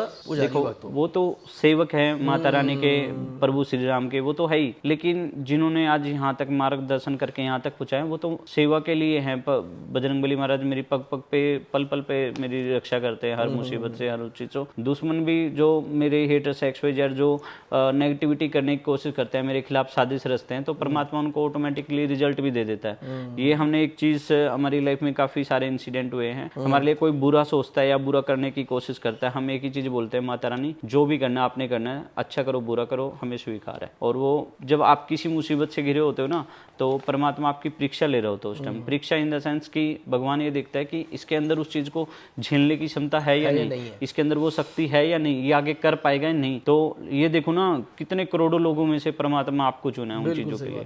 तो मैं मानता हूँ कि जो भी जिंदगी में होता है वो अच्छे के लिए होता है। हम अनगिनत केस हैं। एक दिन क्या हुआ, हम अवार्ड फंक्शन में गए हुए थे और करनाल में, और जो हमारे विधायक जी हैं करनाल के जगमोहन, उनकी वाइफ ने हमें सम्मानित करना था। तो क्या हुआ कि मैं एम्बुलेंस लेके मैं बैक लगा रहा था, रात का टाइम था, तकरीबन 9-10 बजे का। और जैसे ही मैं गाड़ी बैक कर रहा था, और वो देखो उस दिन परमात्मा ने क्या लिखी थी मेरी, जैसे ही गाड़ी बैक कर रहा था, बंदेरा था, फुटपाथ की साइड में ही बंदा गाड़ी लगाता है, फुटपाथ पे ही, ताऊदेव लाल चौक के पास, और मेरी गाड़ी के पीछे कोई ड्रिंक करके बंदा पड़ा हुआ था, और पड़ा ऐसे था उसकी गर्दन, और मेरा टायर ऐसे था गाड़ी का। जैसे ही मैंने बैक करी ना, उसकी गर्दन के इतनी सी उस पे, गुरकीरत भाई हैं, नीड ब्लेसिंग नोट मनी से, उन्होंने एकदम गाड़ी को पीछे से टपदनी मारा। भाई ये क्या हो गया देख। और वो गाड़ी यहाँ पे ब्रेक लगी थी उस बंदे गर्दन से। तो वो बजरंगबली हैं जिन्होंने बचाया, नहीं तो शायद उस दिन अवार्ड फंक्शन की जगह रिमांड फंक्शन हो जाता। ये सच्चाई है। और मैं नहीं, अंकित भाई हैं, बहुत सारे हैं टीम मेंबर जो दिन प्रोग्राम पे गए थे, सबके सब भी इस चीज को देख के हैरानगी मान गए कि ये देखो यार, सच में परमात्मा है यहाँ पे। देखो जब आप सच्चे दिल से करते हो, बचाने वाला भी बैठा है। नहीं, भगवान तो है, इसमें कोई दो नहीं, भगवान तो है, एक शक्ति है जो हमारे इर्द गिर्द रहती है। बिल्कुल। अभी का रिसेंटली केस शायद आपने देखे भी हो इंस्टा पे वीडियो। हमारे पास एक केस आया था, एक बंदरी कुत्ते के बच्चे को उठा के ले गई थी, छोटे बच्चे को। अभी 20 से 25 दिन पहले का ही केस है, करनाल का ही। और क्या हुआ कि सेक्टर 4 यहाँ से पड़ता है, तकरीबन 4 किलोमीटर का डिस्टेंस हमारा। 3 से 4 किलोमीटर का। तो हम रेस्क्यू करने पहुंचे। उस बंदरी ने क्या किया, छोटा सा नवजात कुत्ते का बच्चा, उसकी शायद आंखें भी प्रॉपर नहीं खुली थी, उसको उठा के फ्लैटों पे चढ़ गई। सेक्टर 4 में हम लोग रेस्क्यू करे, पीछे पीछे कंट्रोल नहीं हुई। 2.5 घंटे बीत गए। हम लोग वहां से आके घर पहुंच गए। मैंने वीडियो डाल दी कि सेक्टर 4 में अगर ये मंकी के एक कुत्ते के बच्चे को लिखा हुआ है, अगर किसी को दिखे तो तुरंत आप इमीडिएटली इस नंबर पे कॉल करना। तो हम लोग आ गए, मैं भी रेस्ट करने लग गया। ये तकरीबन बात थी 2 बजे की, और तकरीबन 4:28 पे मेरे घर के बाहर शेल्टर पे कोई बंदे आए, पड़ोसी मेरे, कि भैया आना, बाहर आना फटाफट। मैंने कहा जी क्या बात हुई है? कह रहे भैया एक बंदरी है और वो कुत्ते का बच्चा ले रही है। अच्छा। हाँ, गोद में कुत्ते का बच्चा ले रही है। मैंने कहा वाइट गोद में थोड़ा समझाओ कैसे? गोद में ऐसे चिपका लेती है ना बंदरी। हाँ, कुत्ते के बच्चे को। अब आपके पैरों के नीचे से जमीन खिसक जाएगी जब आगे की हैरानगी सुनोगे। तो मैंने कहा व्हाइट कलर का बच्चा है? कहते हाँ। मैंने कहा व्हाइट कलर का बच्चा है? कह रहे हाँ। मैंने कहा कहाँ पे है? कह रहे आपके शेल्टर पे। अरे 2.5 से 3 किलोमीटर से वो बंदरी उस बच्चे को उठा के मेरे शेल्टर पे पहुंच गई। इस बीच में ज्यादा नहीं, कम से कम 50 से 60 तो मोड़ आते हैं, ठीक है, और तकरीबन कई हजार घर आते हैं बीच में, और वो कहीं और नहीं गई। और मेरे शेल्टर पे आके वो बच्चे को लेके मैं देख के मैं खुद हैरानगी। ये देख चमत्कार है। भगवान को मानो या ना मानो वो आपके ऊपर है, लेकिन जब सच्चे दिल से मानते हो तो भगवान है धरती पे। और वो ऐसे ऐसे चमत्कार बहुत सारे हुए हमारे साथ। तो मैं खुद हैरान। फिर हमने उसको कंट्रोल किया और रेस्क्यू करके उस बच्चे को उसकी माँ के पास छोड़ के आए, उस बंदरी से लेके। बताओ, तो बहुत बढ़िया। सबसे बड़ी हैरानगी ये थी कि वो बंदरी यहीं क्यों लेके आई, और कहीं भी तो जा सकती थी, और भी तो कोई लोग होंगे रास्ते में, किसी और के पास भी। तो एक बजरंगबली का चमत्कार है भैया। एक वाला केस बता लो भैया, जो एक बंदरिया थी उसके पत्थर निकले थे बहुत सारे। हाँ, वो केस क्या था केस? एक्चुअली वो काफी बंदरी थी वो। थोड़ा बताओ उसके बारे में। काफी टफ केस था वो, और वो शायद उस टाइम पे उस केस को रेस्क्यू करते हुए जान भी जा सकती थी हमारी। काफ़ी मुश्किल केस रहा वो। यहाँ से अंथली गांव पड़ता है नीलोखेड़ी के पास। हमारे पास एक भाई का कॉल है कि एक बंदरी है, और ऐसा उसने ना, उसके मुंह में कुछ है और आवाज़ें आती हैं कंच की। तो मैंने कहा भैया, मैंने वीडियो देखी, मुझे मेरे पास पहले एक इस तरह का केस आया था बट रेस्क्यू नहीं किया था, तो मुझे यकीन हो गया कि इसके मुंह में कंचे हैं। तो हम लोग रेस्क्यू करने के लिए पहुंच गए, और रेस्क्यू करने भी क्या हुआ कि टाइम था तकरीबन 5 बजे का। दिन वही था शुक्रवार, संतोष मेहता का दिन था। तो हम लोग पहुंच गए, और वहां पे जैसे रेस्क्यू करने पहुंचे, वो एक तूड़े के गोडाउन में घुस गई। बाहर से शटर लगा हुआ था दुकान वाला, और पीछे से भी उन्होंने बंद किया हुआ था, और उसके ऊपर जो छत होती है उसके बीच इतना गैप था, मतलब एक बंदा लेट के जा सकता है ज्यादा। तो तूड़ा ही तूड़ा था, वो उसमें घुस गई सुरंग में। ये तूड़ा क्या होता है थोड़ा समझाओ? तूड़ा जो भूसा होता है, भूसा बोलते हैं, उसमें घुस गई, और घुस ऐसी जगह गई जहां से निकल भी नहीं सकती थी, क्योंकि तूड़े पे भूसे पे हाथ रख के ऊपर चढ़ेंगे तो फिसलता जाएगा, नीचे गिरता जाएगा। तो मैं भी ऊपर से चढ़ गया, हमारी टीम, हम उसको रेस्क्यू करे। वो अदृश्य हो गई, मिल ही नहीं रही हमें। तो आंधी आ गई, तूफान, तेज बारिश, तो मैं भी अंदर घुस गया। अंदर मेरी सांसें घुट गई होती। तो मेरे को ये लगा, मैंने कहा वो अंदर घुस तो गई, मैंने ऊपर से उसको बंद कर दिया तूड़ा डाल के कि नीचे से शटर खोल के इसको निकाल लेंगे। अब जैसे बात आई नीचे शटर खोलने की, वो शटर कई सालों से बंद पड़ा, ताले भी जाम खुले ना। अब मेरे अंदर घबराहट, मैं तो बेचैन हो गया, मैंने ऊपर से भी बंद कर दिया। मैंने कहा तो दम घुट के मर जाएगी। अब कुछ नहीं आया दिमाग में, वापिस चढ़ा, फिर उसमें गया अंदर, दोबारा तूड़ा निकाला, रास्ता छोड़ा ताकि वो निकल पाए। अब मैं सोच रही निकलेगी कैसे। मैंने क्या किया, अपना एक नेट वहीं पे छोड़ दिया लटका के उसी में, कि कम से कम आगे से नेट बांध दिया कि इस नेट पे पकड़ के तो आ जाएगी। और तकरीबन 11 बज गए थे हमें आते आते, क्योंकि बड़ी आराम से एम्बुलेंस लानी पड़ी। और वहाँ पे हम रात को गलत रास्ते भी चढ़ गए थे कि आगे सड़क ही खत्म थी, खेतों के बीच घुस गए थे। तो 4 से 5 दिन बाद फिर उस भाई का कॉल आया कि वो गांव से बाहर तकरीबन 3 किलोमीटर दूर वो बंदरी आ गई है, और एक सफेदे के पेड़ पे बैठी है। मैं वेट कर रहा हूँ। हम लोग पहुंच गए, फिर लगा रेस्क्यू ऑपरेशन में टाइम तकरीबन। पेड़ खींचा था वही इसकी बात? हाँ जी, हाँ जी, हाँ जी, वो पेड़ खींचा था, वो पेड़ टूट भी गया था, पेड़ भी टूटा। हम ऊपर चढ़े उसके, हम जितने ऊपर चढ़ते जा रहे, मतलब वो ऊपर सफेदे का पेड़ सबसे हार्ड और पतली टहनी होती है, बहुत जल्दी टूट जाते हैं, एक जामुन के पेड़ की। तो तकरीबन 3 से 4 घंटे के रेस्क्यू ऑपरेशन के बाद हमने सारे इंतजाम कर लिए, वो नहीं पकड़ भी नहीं आई। लेकिन हमने ऊपर से ना एक पेड़ की टहनी तोड़ी थी, वो इसलिए तोड़ी थी ताकि वो उस पेड़ पे से आ जाए। अब जैसे नीचे आ गए और हमने रस्सी बांधी, एक बंदा हमारा तमाशा बना रहा है, क्या बंदरों में बंदर हो रहे हैं, हमने इशारा कर दिया, मैंने कहा भैया आप भी आ जाओ, आप भी आ जाओ। मतलब उसका कहने का मतलब ये था कि इतने सारे बंदे लग रहे, एक बंदर को पकड़ने में एक नहीं पकड़ पा रहे। मैंने कहा आप भी आ जाओ, फिर जोर लगाया और रस्सी टूटी, हम पीछे गिर गए थे। वो शायद कैमरे में रिकॉर्ड नहीं हुआ था वो। तो क्या हुआ, हम नीचे पानी पीने लगे, अचानक क्या हुआ, वो बंदरी ने सोचा होगा मैं इस टहने पे कूद मारूं, वो कटा हुआ था टहना, वो जैसे उन्होंने कूद मारी वो नीचे आ गई, नीचे गिरी तो नीचे निकल के झाड़ी में से वो छिप गई थी। फिर उसको वहां से रेस्क्यू कर लिया था। फिर हमने करनाल लाके नेक्स्ट डे उसका जो ट्रीटमेंट स्टार्ट करवाया, उसके अंदर से पत्थर कंचे, पता लगा वो भूख की वजह से खाए थे उन्होंने। हमने वीडियो देखी, मतलब एक होता है, दो होता है, समझ में आता है, पत्थर भी, कंचे भी, मोटे मोटे, वो भी जो है इंग्लैंड के न्यूज आर्टिकल्स में भी है वो। अच्छा, हाँ जी, आपकी वाली वीडियो? हाँ जी, वो वाली वीडियो, हाँ जी, उन्होंने स्पेशली कवरेज किया इस चीज को और आर्टिकल में दिया। वो बच गई? हाँ बच गई, ठीक करके रिलीज भी कर दिया जी, रिलीज भी कर दिया उसको। हाँ जी, रिलीज के भी महीना प्लस हो गया, वो भी डाली हुई मैंने क्लिप। अच्छा, बढ़िया। एक भी मैं अभी जैसे अभी हमारी बात चली थी, अंजनी एनिमल्स फाउंडेशन जो है, ये आपकी है ओनर, मतलब इसके मतलब जी, ये ट्रस्ट है? हाँ जी, ट्रस्ट है, आपके नाम से है जी। मेन आप ही हो या और भी कोई इसमें है? नहीं, हम मेंबर हैं पूरे। मेंबर कौन कौन है? मेंबर 7 मेंबर हो रहा हूँ। 7 मेंबर हो, जो भी इसका रूल्स है उस हिसाब। ठीक है। एक मैं देख पा रहा था, एक ट्रस्ट और है, या यूं कहो कि नाम उसका क्या आ रहा है, अभी आपने एक नाम लिया था ना, मिलाप, इससे पहले एक नाम और लिया था, ट्रू होप फाउंडेशन। ट्रू, ये क्या है? जी, ट्रू फाउंडेशन वो है जो जिसने आज हमें बहुत अच्छे लेवल पे और एक विश्वास लायक संस्था है जो सभी इंसान बेजुबान सभी के लिए काम करती है, और उन्होंने हमारे लिए फंड रेज किया, तभी मैं शेल्टर बना पा रहा हूँ। उन्होंने फंड दिया आपको? उनकी मेरे पास कॉल आई थी कि हम आपके लिए कैंपेन चलाएंगे, और मैंने उस डाटा शेयर किया अपना, और उन्होंने कैंपेन चलाए और उन्होंने फंड रेज किया, और वो टाइम पे फंड भी दिया, और मेडिकल हेल्प या सामान लगा लो या शेल्टर के लिए काफ़ी कुछ मदद किया उन लोगों ने, और उन्हीं की वजह से मैं अपना शेल्टर बना पा रहा हूँ। ये जो भी ट्रस्ट में जो भी फंड्स वगैरह आता है सब आप ही मैनेज करते हो? जी, मैं भी मैनेज करता हूँ, और जो अकाउंटेंट है वो भी मैनेज करता है। वो सब चीजें देखते हैं? जी जी, पता होता है आपको सारा क्या ऑडिट ऑडिट वगैरह सब क्या बिल्कुल कमी पेशी पता है, होता है, बिल्कुल सब चीजें देखते हो? हाँ जी, सारी चीजें देखते चलो एक सवाल पूछूंगा इसी ट्रस्ट से रिलेटेड,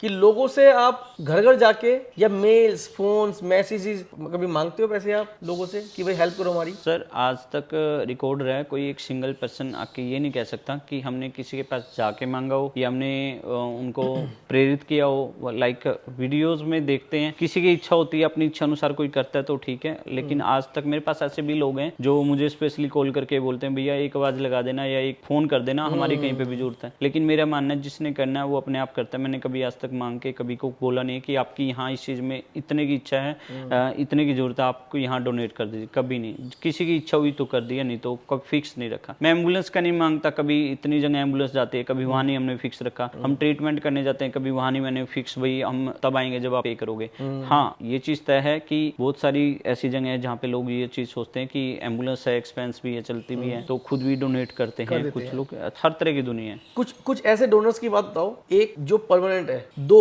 कुछ अलग हैं जो। देखिए, सबसे पहले तो मैं सोनू भाई हैं, जब मैंने स्टार्टअप किया था, और एक हमारे सूरज भी हैं और यूएसए से हैं, और ये उनकी फोटो भी लगी हुई है। ये सूरज भी अमेरिका से हैं, और इनकी तो कुछ ज्यादा उम्र भी नहीं है? नहीं, ज्यादा उम्र के नहीं है, यंग लग रहे हैं बिल्कुल। ये भाई हैं मुंबई से, और इन भाई ने, इनकी जितनी तारीफ करूं उतनी कम है। अब तो खैर टाइम कम है, इनके पास बात नहीं होती, बट सूरज भैया वो इंसान है कि इन्होंने उस टाइमिंग पे मदद की है जब शेल्टर के लिए, रेंट के लिए मेरे पास पैसे भी नहीं होते थे, तो ये भाई मदद करते थे उस टाइम। और कोई केस ऐसा, और उस टाइम इनकी शादी नहीं हुई थी, और एक मन में इच्छा थी, परमात्मा ने इनकी ऐसी सुनी कि ये इतने खुश हुए, इन्होंने कई लाख रुपए की शेल्टर बनाने में मदद की, जो लाइक धीरे धीरे 5,000 के 10,000 शेल्टर की रेंट में ये भाई ने उस टाइमिंग पे मदद की है जहाँ पे कोई नहीं था साथ में। और मैं कहता हूँ ऐसे लोग परमात्मा का दूसरा रूप है, और इंसानियत जिंदा है तो ऐसे लोगों में है। और आज परमात्मा ने इनको हर खुशी दी है, और आगे भी हर खुशी देता है। इनकी काफी लंबे टाइम से मैरिज भी नहीं हो रही थी। अच्छा। तो जब से सेवा में जुड़े, और परमात्मा ने इतनी अच्छी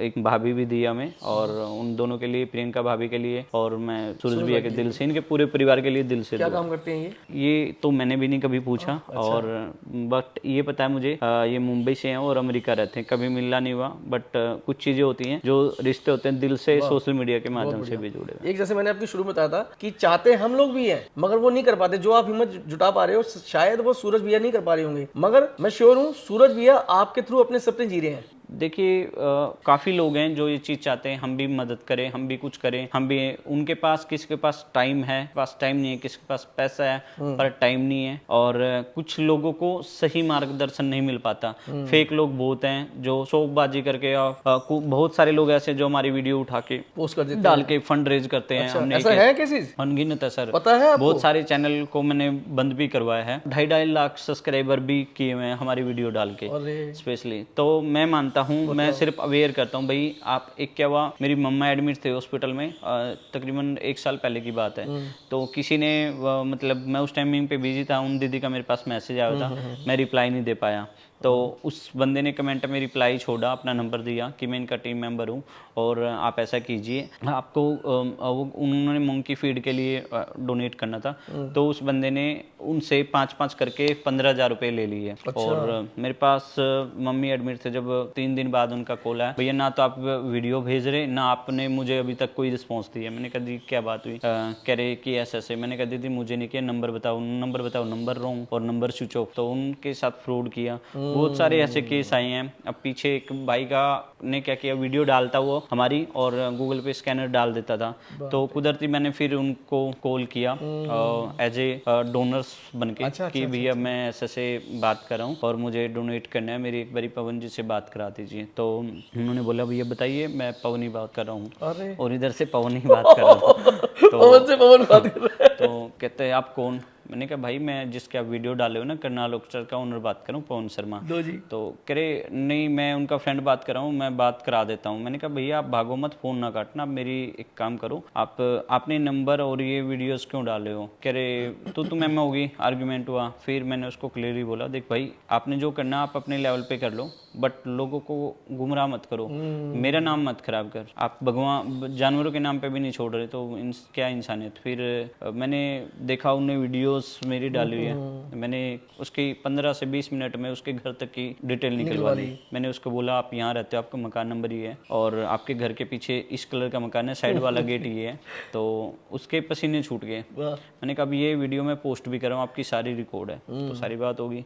फिर उस बंदे ने बोला भैया मेरे से गलती हुई है और मैं आईडी पासवर्ड आपको भेज रहा हूँ। उन्हें तुरंत सारा जीमेल सब भेज दिया और कि इसको आप मतलब आप चलाओ पेज को। मगर मुझे नहीं चलाना, मैं किसी की मेहनत नहीं रखता, मेरी ज़िंदगी के वसूल है। मैंने कहा पेज आपका है, आप मैनेज करो जो मर्जी करो, बट वीडियो डिलीट कर दो और ये गूगल पे सारी डिटेल चेंज कर दो। तो बंदे ने मुझे भेज दिया, हमने वो सारी चीज़ डिलीट करके उसको आईडी पासवर्ड, मैंने कहा इसका आईडी पासवर्ड चेंज कर लेना, ये चीज़ आपकी है, आपकी अमानत है, मैं नहीं चाहता। आपने पता नहीं कैसे किस तरीके से मेहनत करके किया होगा, बट अगर मैं इसको खत्म कर दूंगा कभी ना कभी आपकी बद्दुआ मुझे लग सकती है इस चीज़ की, तो मुझे नहीं करना। हमने वो हैंड ओवर कर दिया। कुछ ऐसे लोग हैं जो आपको आपके ही इसी काम से रिलेटेड आपका मनोबल नीचे गिराते हैं आज की स्थिति में? हैं कुछ हैं जो पहले साथ में काम करते थे और कोशिश करते हैं भाई किसी तरीके से इसको लज्जित किया जाए, इसको इसकी जो छवि है वो खराब की जाए। बट मैं मानता हूँ सब बेवकूफ़ी है, मैं कभी रिप्लाई नहीं देता। सामना होता है ऐसे करके उनसे? कभी होता है, लेकिन उन लोगों की हिम्मत नहीं पड़ती आमने सामने मुंह से मुंह मिला के बात करने की। बिल्कुल, तो मैं तो इग्नोर करता हूँ ऐसे बंदों को ना। मैं जिस बंदे की मानसिकता खत्म है और उस बंदे से बात ही क्या करे फिर। चलो, जैसा कि अभी शुरू में हमने बात की थी, जैसे कि आप कल दिल्ली जा रहे हो और जो पेट के डॉग्स के रिलेटेड जो एससी ने जो फैसला किया है, क्या सोचते हो और क्या करने वाले हो आप अपने हिसाब से? देखिए इसमें करना तो गवर्नमेंट को ही है, हम लोग मिलजुल के एक दूसरे का साथ दे सकते हैं और हम प्रोटेस्ट करने के लिए ही हम प्रयास करें कि ज़्यादा से ज़्यादा संख्या में पहुँच के, क्योंकि जब एक होता है 11 होते हैं, जब हम लोग मिल के और इन जानवरों के लिए इनकी, अभी कल मेरी किससे बात हुई तो उन्होंने बोला कि भैया लोग कुत्तों के लिए पागल हो रहे हैं, इतनी आवाज़ उठा रहे हैं, सड़कों पे गौएं होते हैं उनके लिए क्यों नहीं उठाते? दम है बात में दम है। लेकिन एक होता है, एक कुत्ता पागल है, ठीक है, एक कुत्ता पागल है वो काट रहा है, उसको उठाने की बजाय आप पूरी कम्युनिटी को उठा रहे हो, तो उन लोगों का संघर्ष भी जरूरी है जो लोग उनके लिए कर रहे हैं। और जिनको हम भगवान शिव जी के दूत मानते हैं, जो उनके लिए आप प्रयास कर रहे हो। और जो डॉग हैं उनको रिलोकेट करने की पहले गवर्नमेंट ने ये रूल चालू किया था कि रिलोकेट नहीं कर सकते डॉग्स को, अब उन्हीं को उठाने की बात कर रहे हैं। तो उस चीज के लिए देखो, हर किसी की किसी न किसी के साथ प्रेम है, आस्था है, चाहे वो डॉग्स के साथ है, सांप के साथ है। आज वो डॉग्स को उठा रहे हैं, कल गाय की बारी है, कल गऊओं के लिए। लेकिन सच्चाई ये है कि जो काटने वाला है या जो नुकसान पहुंचा रहा है उसको आप सेफ जगह ले जाइए, उसका ट्रीटमेंट कीजिए, उसका वैक्सीनेशन कीजिए। एक के साथ सभी को दोषी ठहराना गलत है। आपको लगता है कि आप जो कर रहे हैं या बाकी के जो भी कर रहे हैं, ये सुप्रीम कोर्ट जो है मानेगा, कोर्ट मानेगा? देखिए जरूर मानेगा, आज 1001% मानेगा। और बेजुबान जो को देखो, एक इंसान ही एक ऐसी कौम है जो बोल सकते हैं, अपना दुख दर्द बता सकते हैं, लेकिन एक बेजुबान जीव है जो अपने दुख को, मान लो कि आपकी साइड में एक कुत्ता है, आपके अड़ोस पड़ोस में कीड़े पड़े हुए हैं, वो तड़प रहा है, क्या वो कभी आपको आके बताएगा कि मुझे दर्द है? और लेकिन उसकी जगह एक इंसान है, वो किसी न किसी को बोलेगा भाई मैं यहाँ तड़प रहा हूँ या मेरे को दर्द है, या अपने रिश्तेदार को। लेकिन ये तो ये भी नहीं है कि अपने रिलेटिव को भी नहीं बता सकते, क्योंकि उनके अंदर परमात्मा ने इतनी क्षमता नहीं दी है बोलने, क्योंकि उनको पता है ऊपर वाले ने इंसान के भरोसे भेजो कि इंसान ही मारा, अगर इंसान ही इनका जीवों का दुश्मन हो जाएगा तो धरती पे बचेगा क्या? अब लोग जैसे बात करते हैं कि इनको धीरे धीरे मतलब रिलोकेट करे या इनको उठाया जाए, तो एक दिन इनकी प्रजाति खत्म हो जाएगी। अब पीछे इंसिडेंट हुआ था हिमाचल वाला, और रात को बाढ़ आई, 67 लोगों की जान एक कुत्ते की वजह से बची है। अगर वो कुत्ता जब वो पहाड़ों टूटे और बारिश आनी स्टार्ट हुई और जब वो बाढ़ आई, तो उस कुत्ता ना भोगता रात को, ना कोई वहां अलार्म बजा, ना कोई घंटी बजा, अगर वो शायद कुत्ता ना भोगता तो वो बंदे 67 लोग मारे जाते। तो उन 67 लोगों की जान बचाने वाला भी तो कुत्ता था। अब जब आप बुराई ढूंढते हो तो अच्छाई भी तो ढूंढो ना। हमने एक चीज तय है, एक व्हाइट ब्लैक बोर्ड पे मार्कर लगा दिया, लोगों को पॉइंट दिख जाएगा, वो बिंदु दिख जाएगी, ब्लैक डॉट दिख जाएगी, लेकिन वो व्हाइट, वो जो अच्छाई है ना, वो नहीं दिखती। लोग बुराइयां ढूंढने में एक माहिर होते हैं। इसी पे एक क्रॉस क्वेश्चन मेरा है, क्या गारंटी है कि सपोज कल को सुप्रीम कोर्ट का फैसला आया था, हित में आया था आप लोगों के या हम सब के लोगों के हित में, तो आगे से कोई दिक्कत नहीं आएगी, कुत्ते वगैरह किसी को नहीं काटेंगे? क्या गारंटी है? देखिए सर, काटते तो इंसान भी हैं, ऐसा नहीं है कि इंसान नहीं काटते, लेकिन कुछ इंसान इस तरीके से काटते हैं, सांप की तरह वो काटते हैं और बिल में घुस जाते हैं। ठीक है, उनका काटना निश्चित है और वो अपने ही काटते हैं। वो जब आप आगे बढ़ते हो ना तब काटते हैं, या आप कि जब आपकी तरक्की हो रही होगी वो आपको काटेंगे इस तरीके से, दिखेंगे आपके हमदर्द, लेकिन किस तरीके से कब काटा आपको पता भी नहीं लगता।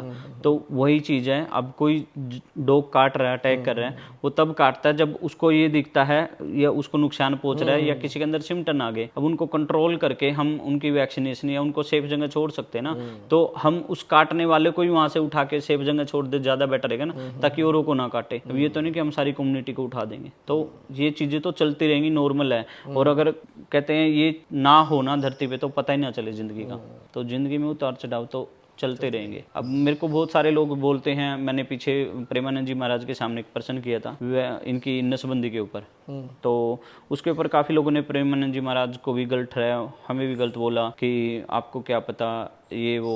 पवन भैया, पहली बात तो ये है कि मेरे को सच में बहुत मजा आया आपसे बात करते करते, ठीक है, अच्छा लगा, हर तरीके से मस्ती, फनी, भावपूर्ण सारे क्वेश्चंस मैंने आपसे किए और आपने बहुत अच्छा बोला, मैं पूरा मोहित हो चुका हूँ आप पे, इसमें कोई दो राय नहीं है। थोड़ा सा कुछ फनी थोड़ा सा करते हैं या मस्ती करो, कुछ भी करो आप। हमारी एक जो है थीम है जिसको हम जवाब झट से बोलते हैं, ठीक है, तो कुछ क्वेश्चंस करूंगा, झट से आपको जवाब देना है, बिना सोचे समझे, जो पहले आए वो आपको बोल देना है। ठीक है, फिल्म देखते हो? जी बिल्कुल देखते हैं। एक फेवरेट मूवी? राजनीति वाली है, पॉलिटिक्स की है। नाम बता दो। मैं ही राजा मैं ही प्रजा। ये कौन है हीरो? ये हीरो का तो नाम मुझे ध्यान नहीं है, बट मूवी बड़ी अच्छी है, मैं ही राजा, ये मैं ही प्रजा। आई थिंक मुझे जहाँ तक नाम यही है, लेकिन ये वो मूवी है, ये चीज़ दिखाती है कि राजनेता क्या होते हैं, असली पॉलिटिक्स के ऊपर क्या होती है, पॉलिटिक्स की गेम कैसे पलटी जाती है, कैसे दिन रात में रातों रात सब कुछ चेंज हो सकता है, वो चीज़ है। ठीक है, फेवरेट एक्टर? फेवरेट एक्टर है मेरे अभिषेक बच्चन। क्या बात कर रहे हो? Actress, heroine? Raveena Tandon ma'am. Raveena.